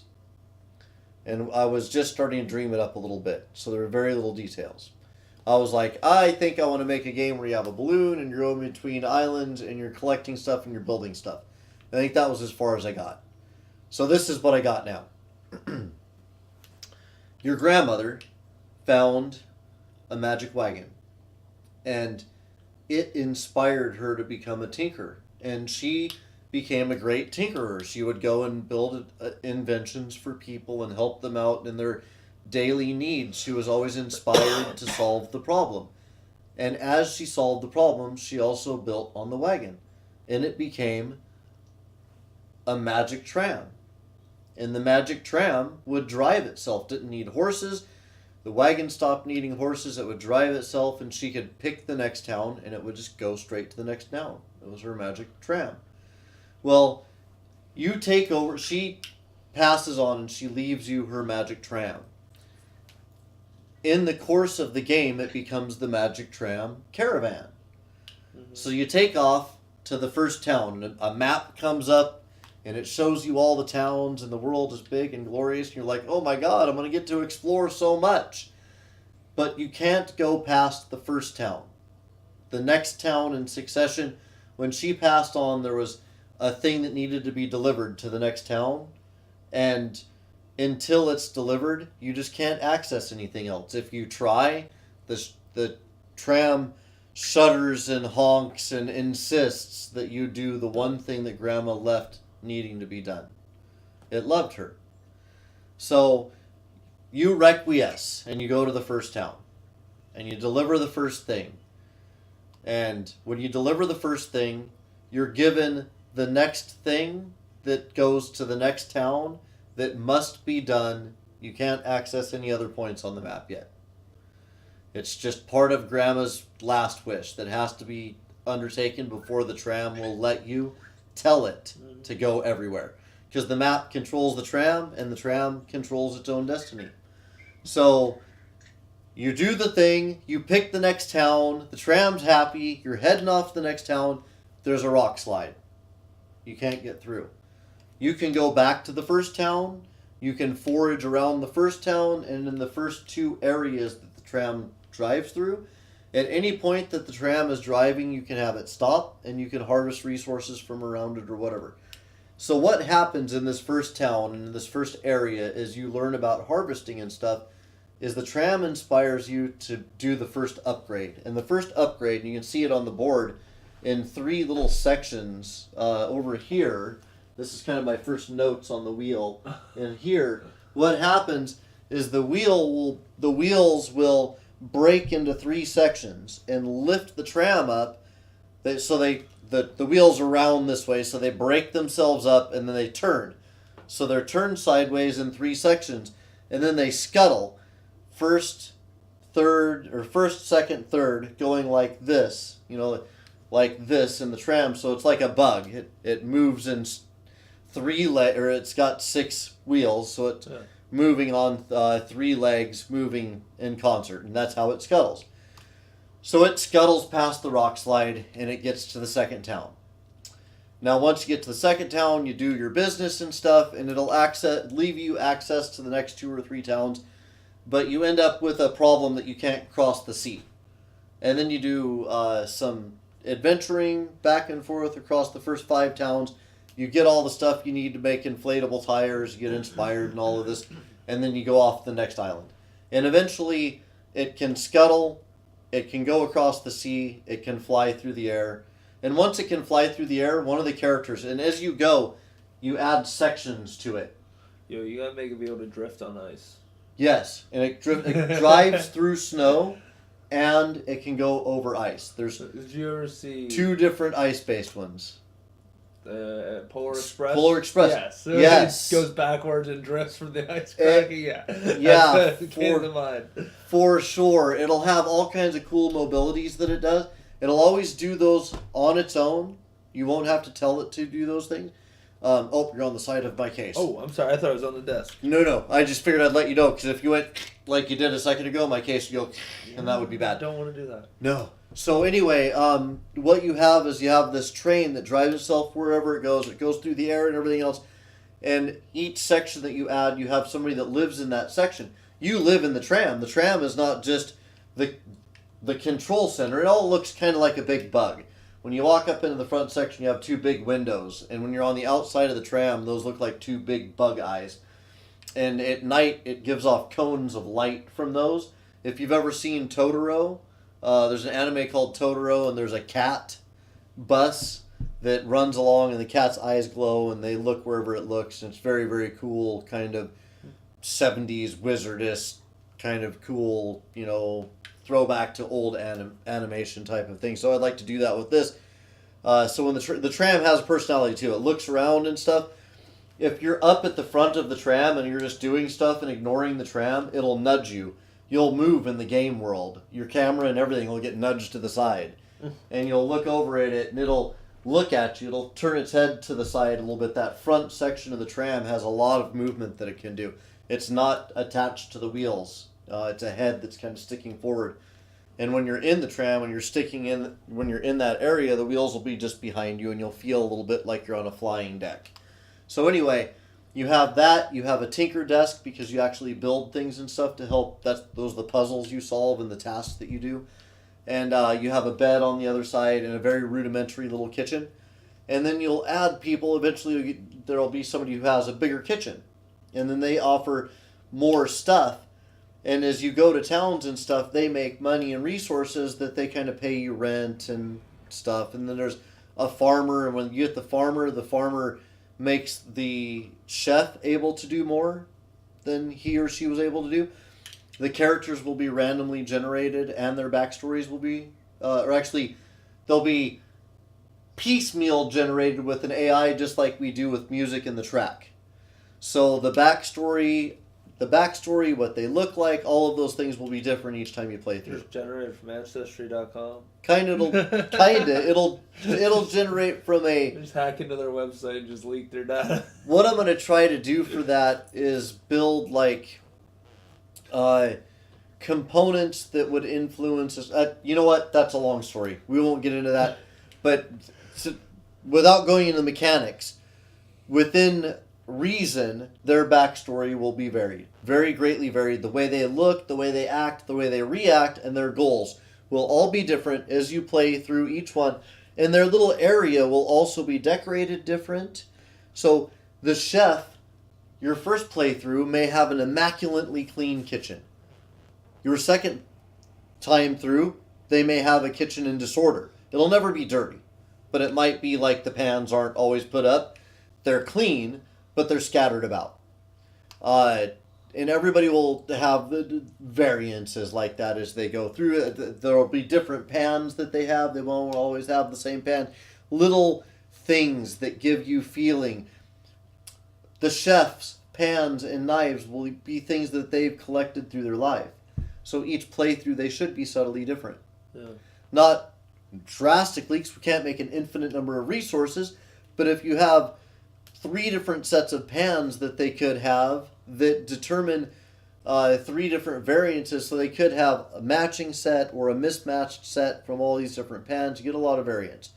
So we'll have that kind of thing. You'll have that feeling, and they'll make comments about what they're doing, about what they're seeing based on what part of the world they're in. Right. All these things. So one of them will ask you, if the train can fly, why do you bother to go through the ocean? And it's obvious, because the fisherman needs to be able to fish.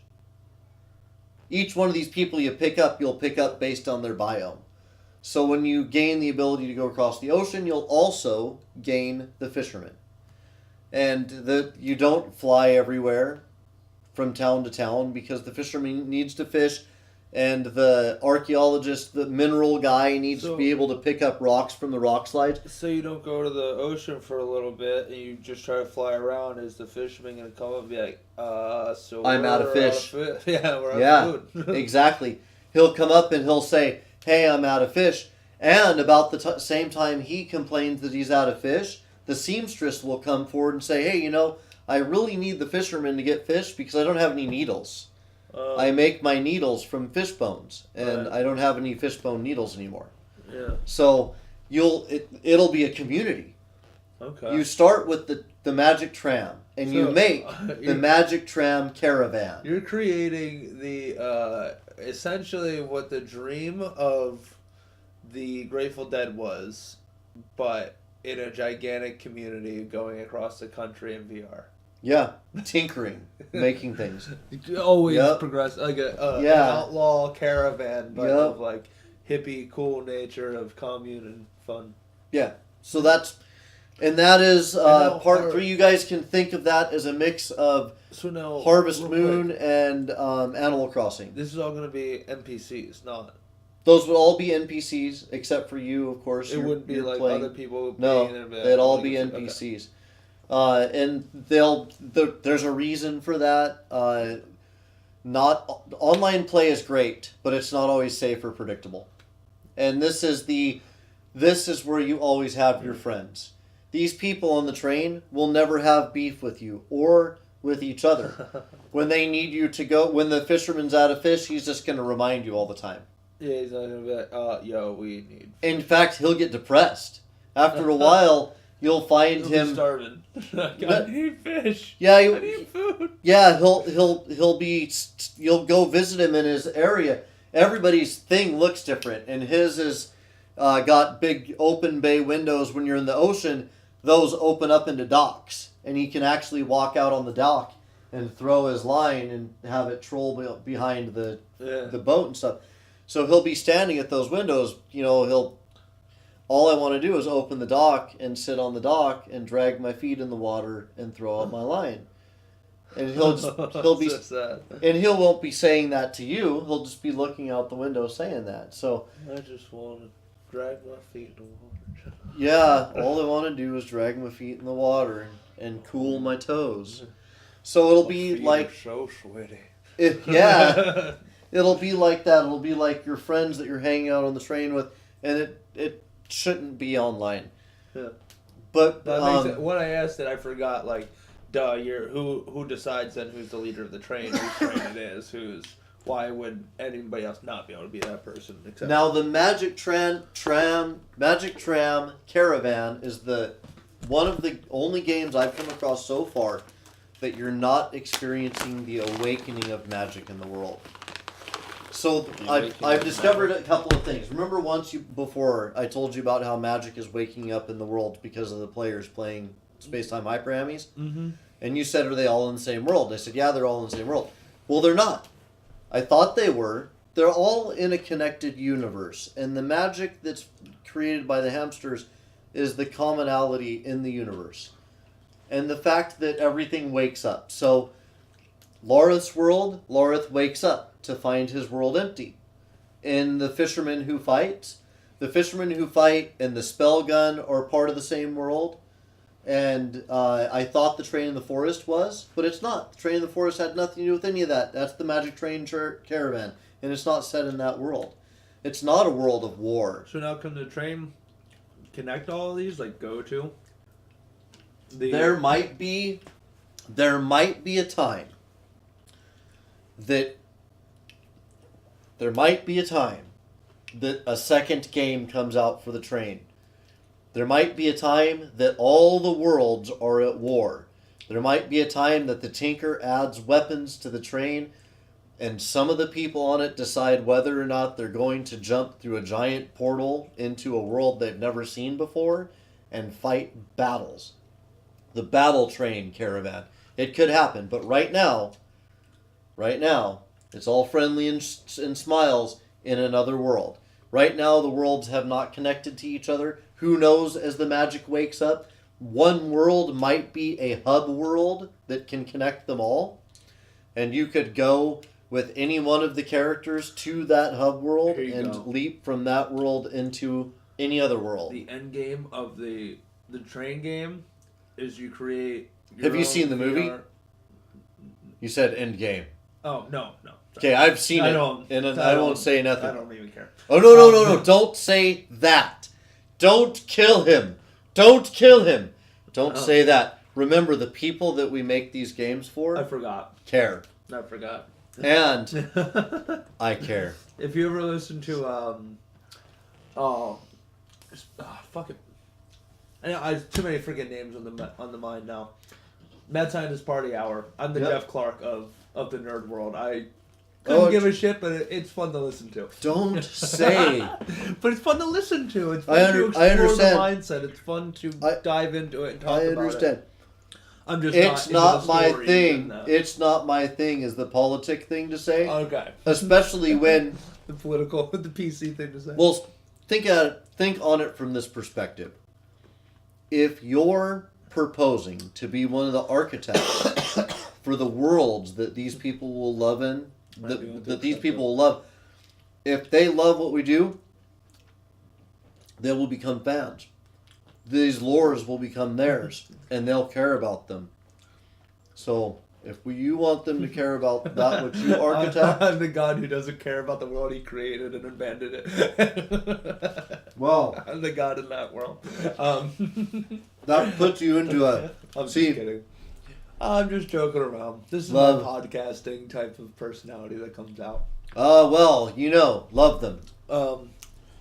So, anyway, the end game of the train game could essentially be Grand Central Station, which creates the center of the connectivity of that. That was the beginning part of starting to connect them, at least. That was one of the things, is that originally there were 3 trains. The train in the woods, the train in the forest, the train in the desert.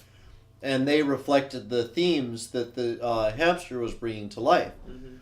But then I realized that the caravan travels through all of those biomes.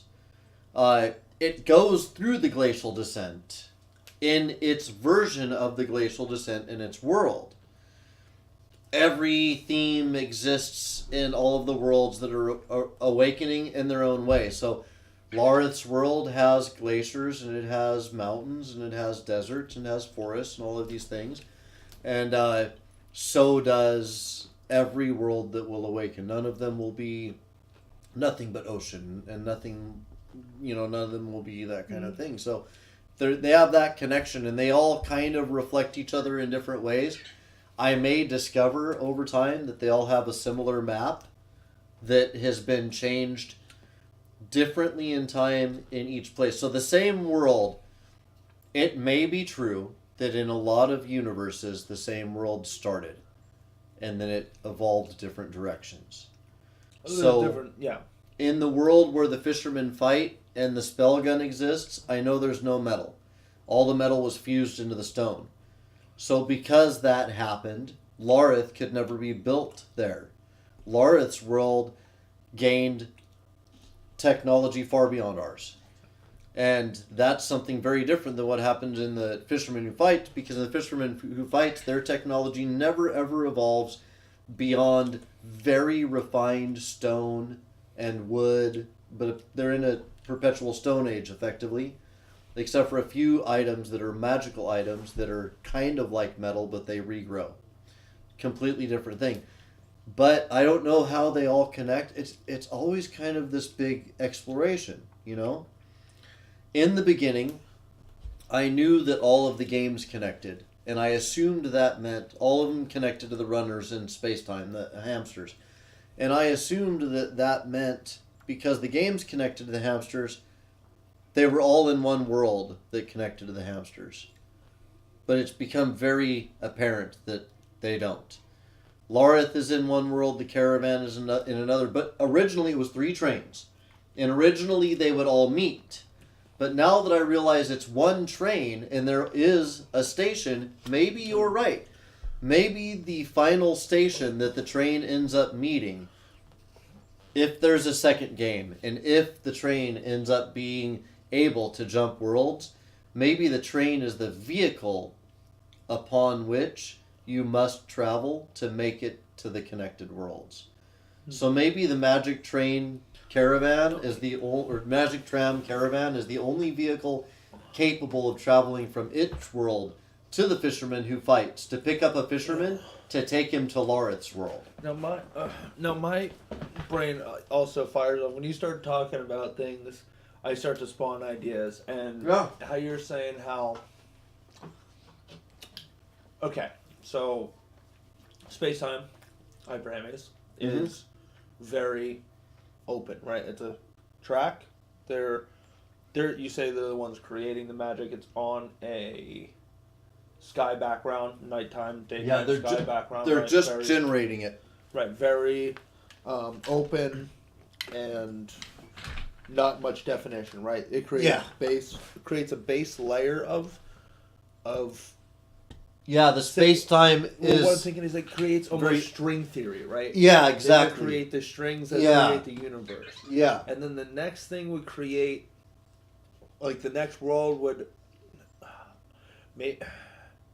So here's progression type base. So you're saying each game has this common themes, right? The Hammies created it, then there would be like a break, and I can't really see where it would go. Like it would be caveman-esque more so, but you're talking about the fishermen, right? Mm-hmm. It's don't think caveman. When I say that... Oh no, I'm saying there would have to be a connector piece, like a before you would get to like if you're talking in the evolution of our universe, you would go from nothing to stuff to then humans, right? Yep. You would get to the fisherman area, right, where they're primitive but know they're But that's what I want to. That's what I want to clarify. Mm-hmm. They have existed for... Their society has existed for 10 or 11 cycles of the hamsters running. So that means 10,000 years, and then 10,000 years of magic and having magical items, and then 10,000 years of not having them. But it doesn't mean... So that the society itself has existed for like 200,000 years. It's this ancient society. The only thing that they gain and forget is belief in magic. 10,000 years is long enough to forget that magic was ever real. Mm-hmm.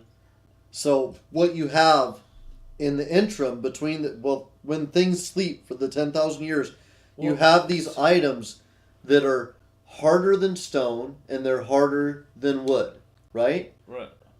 They can't be destroyed. So you have knives that never go dull, made of some material, but you can't forge it or shape it. So they do have metal knives made of this magical material, but they can't forge them or shape them. Where I'm kind of thinking like this is... And as they wear, they don't regrow. When magic comes back... So let me give you a real quick example. So you have this knife, and it was passed on to you by your great-great-great-great-grandfather's grandfather's grandfather. And it's dull. It can't be sharpened anymore. There's no material sharp enough to sharpen it. but it stayed sharp for so many generations that it's legendary, and you keep it and prize it. And then one day, you go to look at it, and it's sharp again. All the wear that it's ever had is gone. It looks clean and brand new, and you can't even imagine that that's the knife that was passed on to you. That's what happens when the magic wakes in that world. However, certain items also have souls infused into them, and those ones can talk. And those ones tell you about the cycle of magic, about the space-time hamsters, or hammies, or the space-time runners, they call them. Okay. So even right there, just by saying... Oh, wait, and one more quick thing. So these 10,000 years over and over, they've become master stone workers. Okay. So it's the Stone Age, but that only means that everything's made of stone or wood. That means that no buildings are higher than 3 stories, but they're beautiful stonework. I just got a fucked idea. Beautiful woodwork. Now I know you're master craftsman. You have a lot of like idea. I'm thinking like progression, right? Yep. Progression of the universe. Progression of creating a universe and layering it. So essentially, the hamsters create the string upon which the universe is created, like the thread of the universe. They right? only waken the magic. They waken. They're not gods. All they do, all that happens when the hamsters I'm thinking run. of them as like random bouncing, like like atoms going through space at exactly random, like that. The thread, exactly. Right? Not creating it like saying I'm gonna make this. Creating it as in random by chance. They are the magical force. Okay. Then that's all they are. So all of these things exist. Creation exists. The god and gods that create the worlds, they exist separate from the hamsters. Okay. They made these worlds, and then this force that is the hamsters awakened. And when it started to run, it affected every world differently. In Larith's world, so the only... Let me ask this before you go into that. Go ahead. All these worlds existed before the hamsters then? Yeah. All the worlds existed. Well, the worlds came into being, and the hammies began to run. The time-space runners began to run. They ran for 10,000 years, and then they went, nap time. And all the magic in all the worlds failed. Okay. And then it failed for 10,000 years, and everyone forgot about it. And then 10,000 years later, they started to run again, and all the magic woke up again. The magic tends to nurture anything that has harnessed it. See, I'm seeing how these are... I'm trying to gauge whether it's a progression or whether it's all... One world is not more complex than the other. What I'm thinking of is a progression of world to world, or a complete, You're trying to figure out meld of everything. Yeah, you're trying to figure out something like, what world would the train be able to go to first if it could go from... Not even. Honestly, I even forgot about that. I was thinking of... Alright, so imagine instead of hamsters in the balls, it's just like an atom bouncing around, right? And those atoms are essentially created... I know like you have the trails, so it'd be kind of hard to like start off like that, but there are the tracks. So essentially like atoms shooting across, creating... That's magic. The thread of the universe, right? It's magic. It's a different form of stuff. Would randomly create the textures of life, right? And from there would come, the different worlds would spawn the different, almost how you were talking about with having the fishermen and stuff where they couldn't progress past a certain time would be one game of they are the next colony, right? Yep. From there, whatever happens to them would then be passed on to the robot world, the actual future of technology, and then passed on to... Yeah, I understand what you're saying. Or passed on to the train world, which was then passed on to... That's where I was thinking of linear progression rather than everything all not like that. I thought it was something like that to begin with. Okay. When I first understood the concept that the hamsters were connected to these realities, I thought that it was something like that. At first I thought it was all one world, and that Lareth was something else. Mm-hmm. But then I started to realize that Lareth is a magical being. That's his whole deal. Like, he's indestructible. He's covered in these runes that glow. What he destroys affects his form. There's all these things about him that are mystical. Mm-hmm. And then I realized that, yeah, he's magic. He's the society that created him was highly technologically advanced, but they never found magic until one day they did. And when they did, they put it into some technology, and it made the technology immortal. And it was awesome. It made it immortal, and it was programmed to protect them, and they felt like they would be protected forever. And Lareth lived for about a month and a half before the magic stopped running. And when it stopped running, he went dormant, and they could not start him again, so they mothballed him. What's that? Sent him up into space. They put him on a space station up in space somewhere.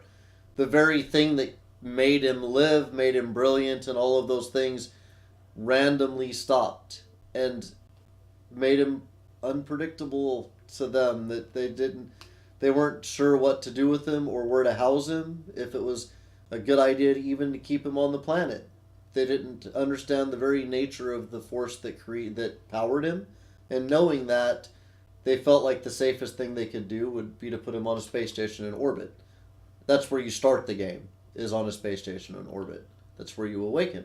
Okay. When you awaken, you scan the world below you and realize it's dead. So, Lareth is just powered by magic, and when the magic runs again, he awakens. And he can't be killed because the magic will always bring him back to life. So now to kind of connect this, in theory, to at least connect the hamsters back, Mm-hmm. could they essentially be the last wave that you fight? No, I think like accidentally invading. He accidentally takes them as invaders, even though they're just randomly on there. I think that the concept of a big battle that requires all the worlds to contribute in some way is very far away. And I don't sense it or understand it, or even know that that's a thing that would happen. The thing, here's where, so, me and the whole not caring thing, magic to me as an outsider is a very vague term. You know. So let me explain something to you real quick before we go any further. It can mean so. And it's things. completely okay for you to think I'm a madman. It's okay for you to think I'm a madman too. Well, you clearly have an organized way of producing the madness, so it's clearly working for you. I'm not a game developer. Mm-hmm. I'm a storyteller. And I don't tell stories about places I make. I've never felt anybody did that. I think that it's all out there somewhere. Because the one thing I do believe is that there's an endless number of universes. And if that's true, it is all out there somewhere. So, Tolkien didn't create Middle-earth. He connected to it. Lucas connected to a galaxy far, far away. And then he whored out his vision for profit. And that's why it feels so bad now. And that's what I'll never do. Yeah. So these worlds that I talk about, I catch glimpses of them. And I don't always understand. And I rudiment on them. I exist. Are instead of different worlds in the same universe, are they different universes bordering each other, as in a multi-dimensional universal theory? In the case of the space-time hyperhamies, they're worlds in the same universe. Okay, so but a universe is really big. Right. It's like multiple solar systems. So they could be in different planets in a different solar system or galaxy. Yeah, they're in different solar systems. Okay. Like, Lareth's solar system is not the same solar system the fishermen are in. So, okay. He never cruises by the fisherman's planet. See, that's where things are... I put them into my mind of, if you want to connect them, how far away are we talking? What are we talking? I don't... Like, if we it's could not talk, about what I want. Well, no, I'm just thinking, like, if you can give me the mindset of, okay, this is in a universe, and there's a solar system over here and a solar system over here, and they are fucking light years apart, clearly they're not going to interact very easily, and you know what I mean? Like, when I know but that, it's giving me a picture. yeah, you when what I mean? know the answers, I'll give them to you. It's just giving me a picture to Yeah. see where it's... I don't have that part of the picture uncovered. If I made them, it'd be easy. I'd make it up for you. Well, I'm just saying, in your viewpoint, it would be different. They would be on different planets, in their own galaxies, in the same universe, Imagine but vastly spread out. Imagine for a moment that the world that you're in right now is super deep and vast. And So, hold what on, does that mean? I'm not asking. I'm not trying to give you your beliefs or intersect with them. Yeah. I'm asking for a moment you set aside everything and think in a different ground, the ground from which we're making all of these things. In that space, I believe that I don't create any of it, that I connect to it, and that it's out there somewhere, that it's already out there, that I'm not making any of it. Right. What I have is a portal out there. And what I know through that portal, so far, there's actually a lot of worlds. We've talked about 3. There's others I've glimpsed into. There's the night and day one, the world that combines where the lovers dream of each other. Told you a little bit about that. There's a bunch of different worlds, right? So we're just looking at 3 of them so far, but I don't know that their struggles influence each other. I don't know that if any of them ever influence each other, they would all ever influence each other. You know what I mean? It might be that the influence is super small. It might be that while playing the train game, your character has a strange dream about a wonderful robot in another world, and that's as far as it ever goes. So I don't know how they're connected, or if they all are at all. That would say to not necessarily... I don't want to connect develop to game-wise. connect them, though. Right, it would be saying, okay, like, here's a nod or an Easter egg to a previous But thing, I here's won't... why it connects. But Like, it I actually won't connects it. preclude the possibility, I will not preclude the possibility that in the spell gun, you may unlock some area that you walk through a portal and find the train, the magic tram caravan, and interact with the crafting bench. So you could never interact with your main character. Yeah, like Because of the nature of the caravan, Right. you couldn't interact with any of the other NPCs unless you made it so that the game looked at... If they had played the caravan, it pulled the characters out of their game. Could never interact with the main character because that's the character you play.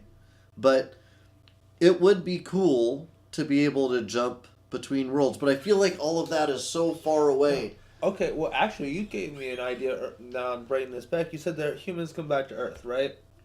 To the robot. They come back to the robot. In Loris, like, hey, yep. well, where did they come from? You know, they could be saying, we found another spot. No, they just went out to explore. They just went to explore. They never found anything. Yeah, it was not a huge... It's a big ship, but it's not all the population or anything. Okay. They just went out to check stuff out, and they came back. They traveled at the speed of light, but when you travel at the speed of light, you still get back a long time after the time you left. I'm just kind of thinking of all the possibilities of making an in-depth connection of... I don't know if they went to a different thing, or they say they went back down to Earth. They get the robot and they come back down to Earth, and that's where you would see the train disheveled and broken of the train game, and you know but what I mean? There's a workbench type of thing that you could interact with. Yeah, things like that. Well, the train comes from a different time. They're at the end of their last cycle, everything was destroyed. The magic that powers the caravan...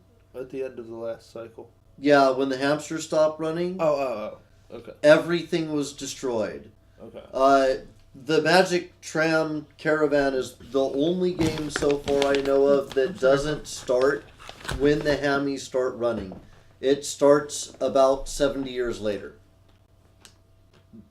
The end of the last cycle they were running in, a terrible being the magic manifested as this terrible being, and that being ravaged the world, destroyed civilization, set everything to ruin. And this is humanity just started rebuilding civilization 1,000 years before. I mean, it was bad. The big secret is that the caravan itself destroyed everything in the last world. It was the ravager of worlds. Now it's something different. Wants to be something different. It needs to be something different. It is the reason that that game is so mamby-pamby, no violence, all helpful, because the train destroyed the world. And I don't know if the train would ever be willing to do anything that required it to be violent or to partake in violence. I don't know how the train would react to the sight of a weapon or anything along those lines. I get that. It's actually kind of funny that exact thing is one of the lyrics that I've written. Is I grew up where violence was once accepted, but as things changed, I grew into the villain. So I set out to make some changes because I think I've done enough damage. And it's all about how I grew up playing hockey. I used to just think that fighting and hurting people was the way, and could think that was taking that into life was kind of a thing. And then, I was like, no, man, I gotta help people. No, people just want to love and be loved and care about each other. Yeah. Fuck. I was an asshole. I don't know. I spent my life in dojos, so I'm the hero that never wants to fight the war. Bruce Lee said it's better to be a warrior in a garden than a gardener in a war. Mm-hmm. And I am that warrior in the garden. I love VR and I love games. I like to save the day. I like to defeat the boss. And I hope our world never comes unraveled so much that I have to do anything to ever save it. But I spend a lot of time hitting that bag, and I've trained in martial arts my whole life, and all kinds of weaponry and stuff like that, and never to actually use them, but with the understanding. And to keep in mind, I grew up in a military family where my stepdad, who was a soldier of 3 wars and retired a full bird colonel, looked at me and said, "You make a great fighter, but a terrible soldier. You should never join the military." I'm not good with authority. Yeah. I'm not like, fuck you, authority. I just want to know why. And it's not my fault. It's like, I just want to understand. But authority, like military authority, you can't want to understand. I think that's why we're going to work well together. I don't necessarily hate it. I just want to know why you need to be like that. Why it needs to be this way. Why? Yeah. Or what is the point of it this way? Why can't it be this way? Yeah. That's why I question everything. That's why I'm asking these questions. Like, and I'm good with it. See, fully accept the fact that some of my viewpoints are sheerly mad. Well, but that's the I'm a creative. I'm allowed that. Yeah. They used to call people like me eccentric. Well, a lot of things they with kids growing up and teenagers and college kids, they just tell kids. You're talking to our audience. Just do it. Just do what you need to do. But what purpose is it serving me? Is what I've always asked and never was getting an answer to, and that's one thing that I'm always after. Potentially the most powerful thing that my wife brought into my rearing of children was the concept that she really always explains to them why. And she feels like it's important that if we're going to tell them to do something, or that a fact is a fact, or that something is the way it is, that it's really important that they understand why, so that they're not working in a void. And for her, it is a matter of respect. That they're respected enough to understand what their motivations are. And it would be. I think they deserve an answer too. I think that the world should work that way. I think that if your educators are expecting you to just do as they say, and that they can't hold their views and explain to you calmly, then maybe they're on the wrong path. I don't mean to put something bad on you teachers, but the reality is this. They need to understand. Well, no, because they're good. I don't know. I got a mixed bag, right? Because in high school, I fell through the cracks. I had hair down to my ass, a leather jacket on, and I would get A's on tests that I never studied for, and they assumed that I was cheating or whatever. I never did any of the homework. All I did was take the tests. Always demolished. All I had to do was look at a page of information to get it. My IQ's crazy. And because my IQ's crazy, I failed high school, dropped out. I got a college degree now at game and simulation programming, but that's a long path we're not going to talk about. It just happened because it happened. It happened because I'm unstoppable, and that's all you really need to be, right, is unstoppable. If you're a creative person, you don't understand the concept of being unstoppable, then you don't have material.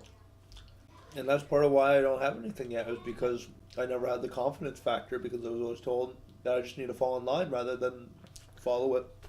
Well, I think what we've got in our first 5 themes are magic. I love what I've written for it. That's some of the best stuff I have written, period. Some of the most experimental stuff I've written. And it's simple, don't get me wrong, but it's experimenting with new sounds and giving me new ideas I've never thought about before. Yep. All we need is the 3 pieces. Now, I realize that our math, that right now we don't have the super magic math. It's at the stretch goal where we have all 3 melodies up, that we're going to have the 3 times 3. Mm-hmm. And that to begin with, we're actually going to have only the magic math of how speed affects... No, I'm an idiot. I was getting the math wrong. Our math is 4 times magic. Oh, fuck. That's our math. 4 times magic. We do have good math to begin with on our first goal. So, oh, come on. Do you have, I feel like I need to end the stream at some point. We've been streaming for like 4 hours.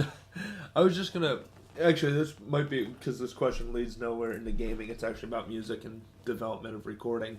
Actually, it just depends on if they get tired of hanging. I don't know. I used to shoot 9-hour gaming streams, so maybe I shouldn't feel bad. All right. So, essentially, my question is, I was listening to a song. My roommate gave me his headphones to use the other day. They're Bluetooth headphones, like the over the ears, and they were even more in depth sounding than the ones that I have. And I was blown away because I, out of nowhere, was like a friend on Facebook posted a song, or like after the burial, and I was like, okay, I'll check them out. And I listened to the song, and what caught me was the drums, right? Yep. And it didn't sound like, a lot of drums sound like boom, boom, boom, like everything's right here, right in the middle. Like they're not pan, they're not mixed, right? It literally, I could hear the drum roll go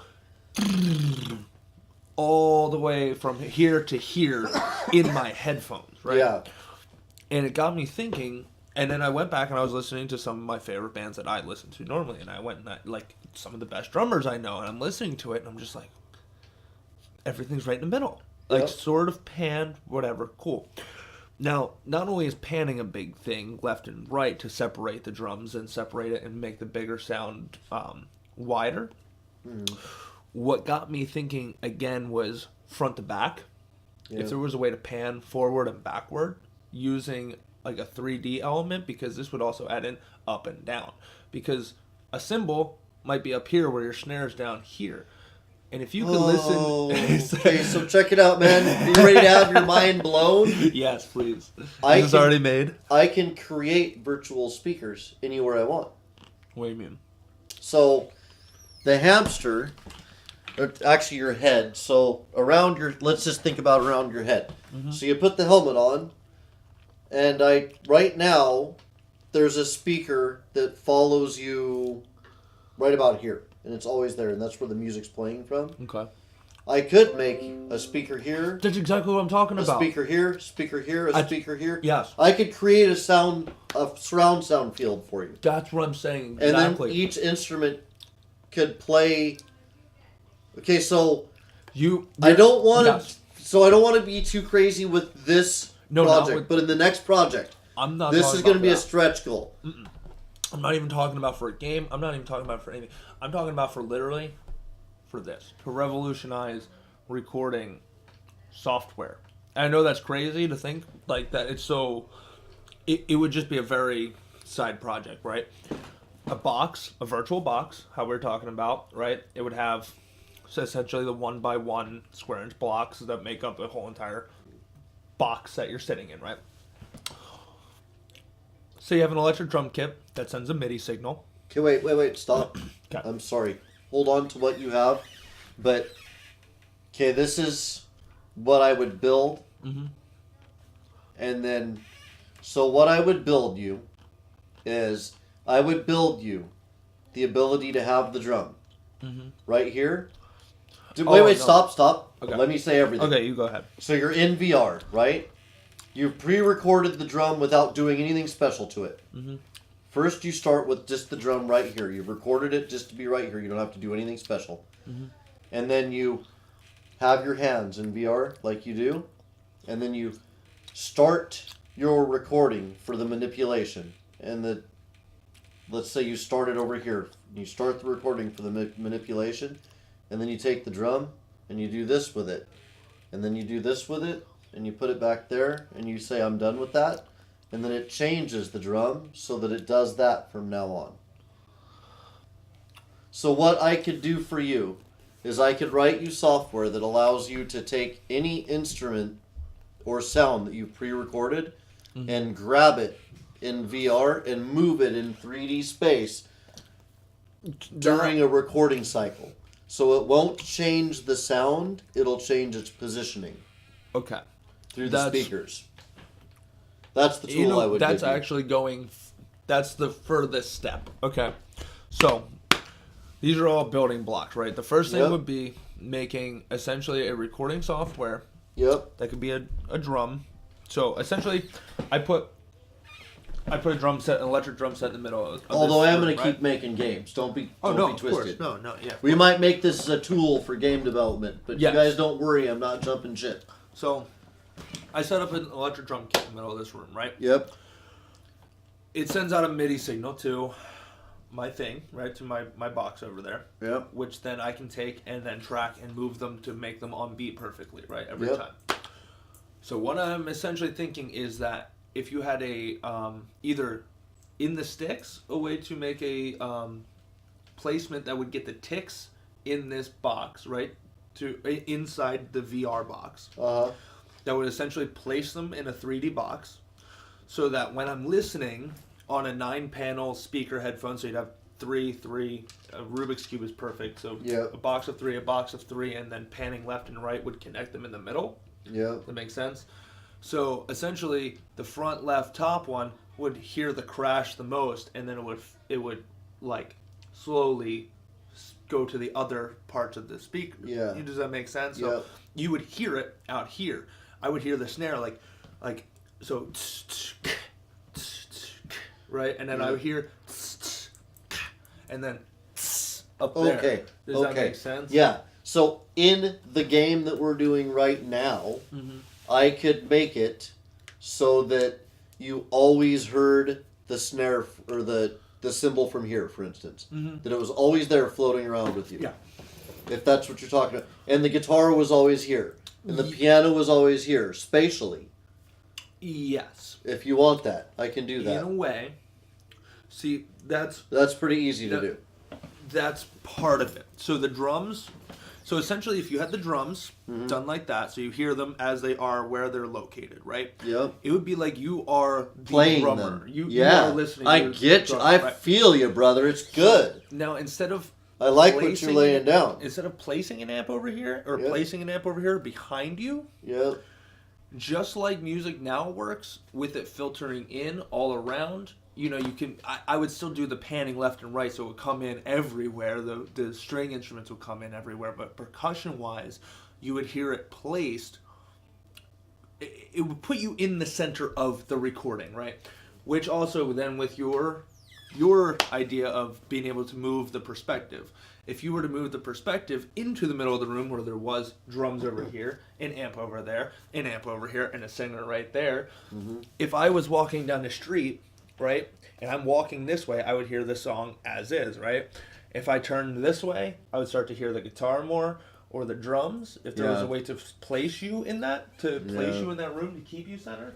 So that was another thing. Well, it's really easy to do all that stuff. Okay. It's pretty common to be playing a game and to walk up to a band and have them playing and turn the guitar and hear him more, and then turn the drums and hear them more than the guitar. It's easy to do. I'm talking about literally walking around in normal life. Well, yeah. If that makes sense. Well, of course there'd be a barrier of where this is what I would say to that. It would make sense as a player if you're playing and you always hear the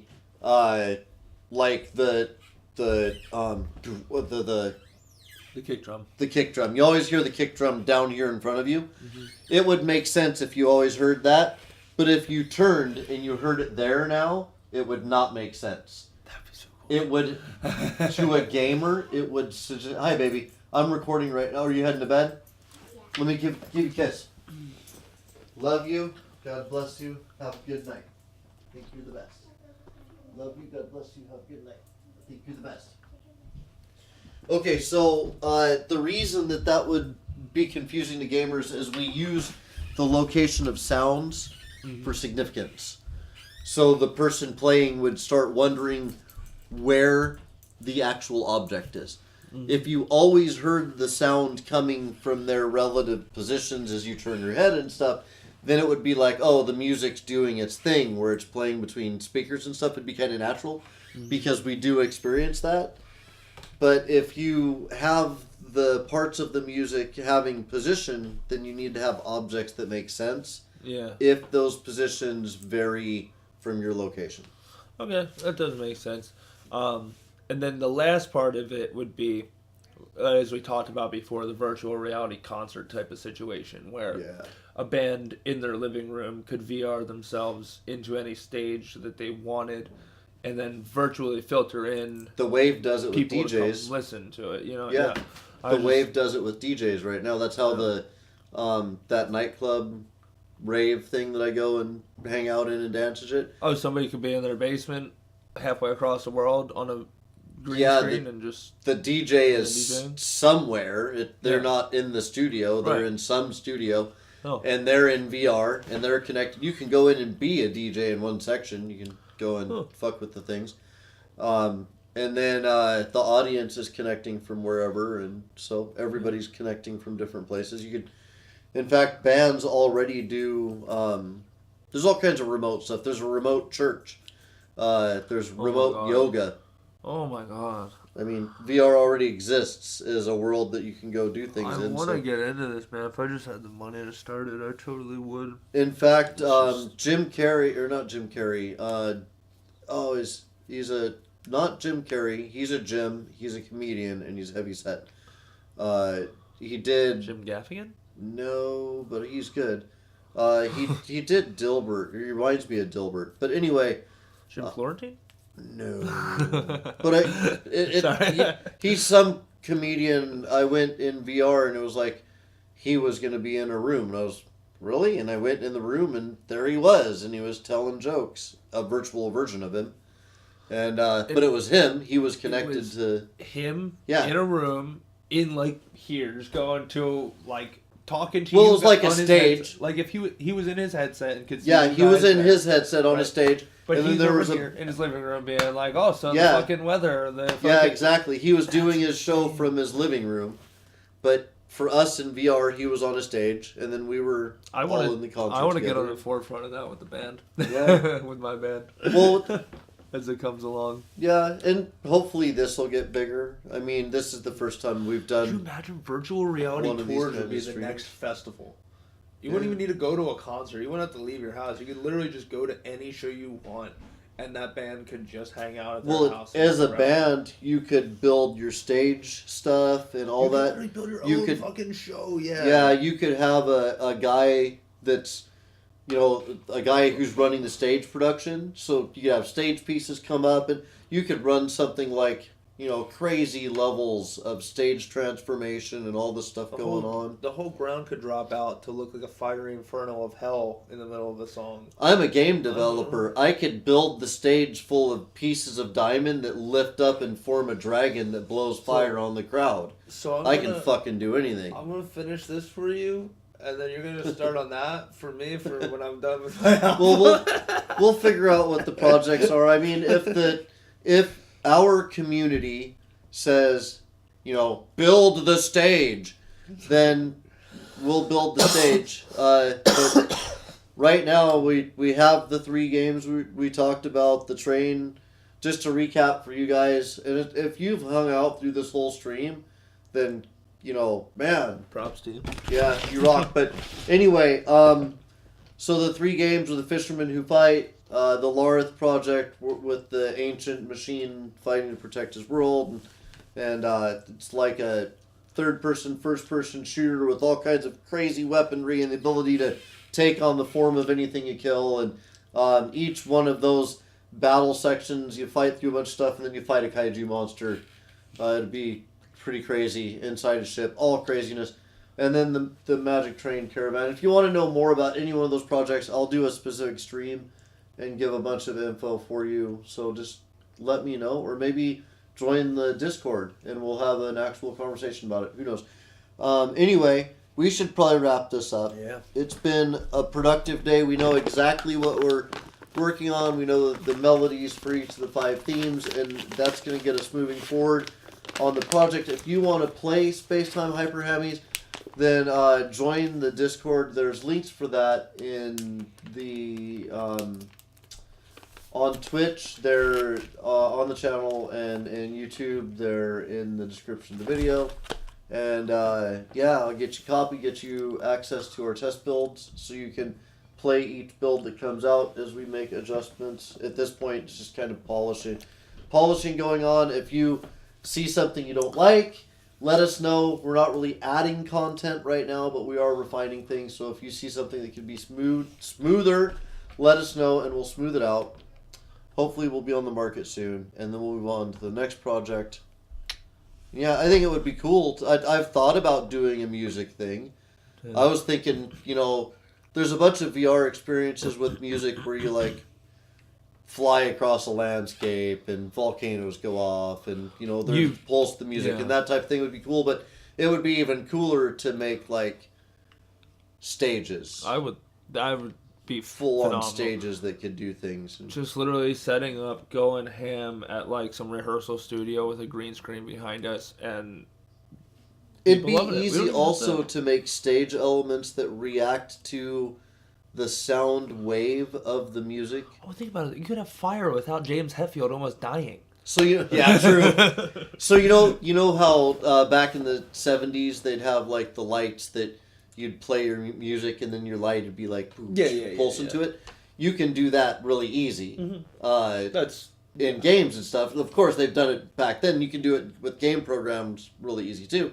So it would also be easy to have those elements of the stage doing things, also reacting to the beat of the music and stuff like that. So anyway, guys, that's us. Thanks so much for joining us.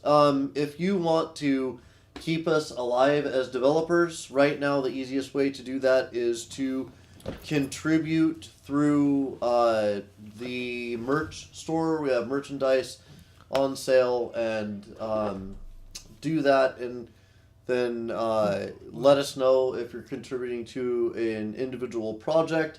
That's how Mike gets pay. He is right now only contracted to Spacetime Hyper Hammies. All these other things we talk about are things that he'll have to be contracted to actually be on the project. So a lot of the talk that we do is kind of him interviewing for those projects. And if you're a musician who wants to unseat Mike, you heard his music, so you got to be better than him. to get on any of those projects. It's not hard, but don't try, please. I don't see that happening. But what we really need is an artist. Unless his roommate gets over here to see what we do.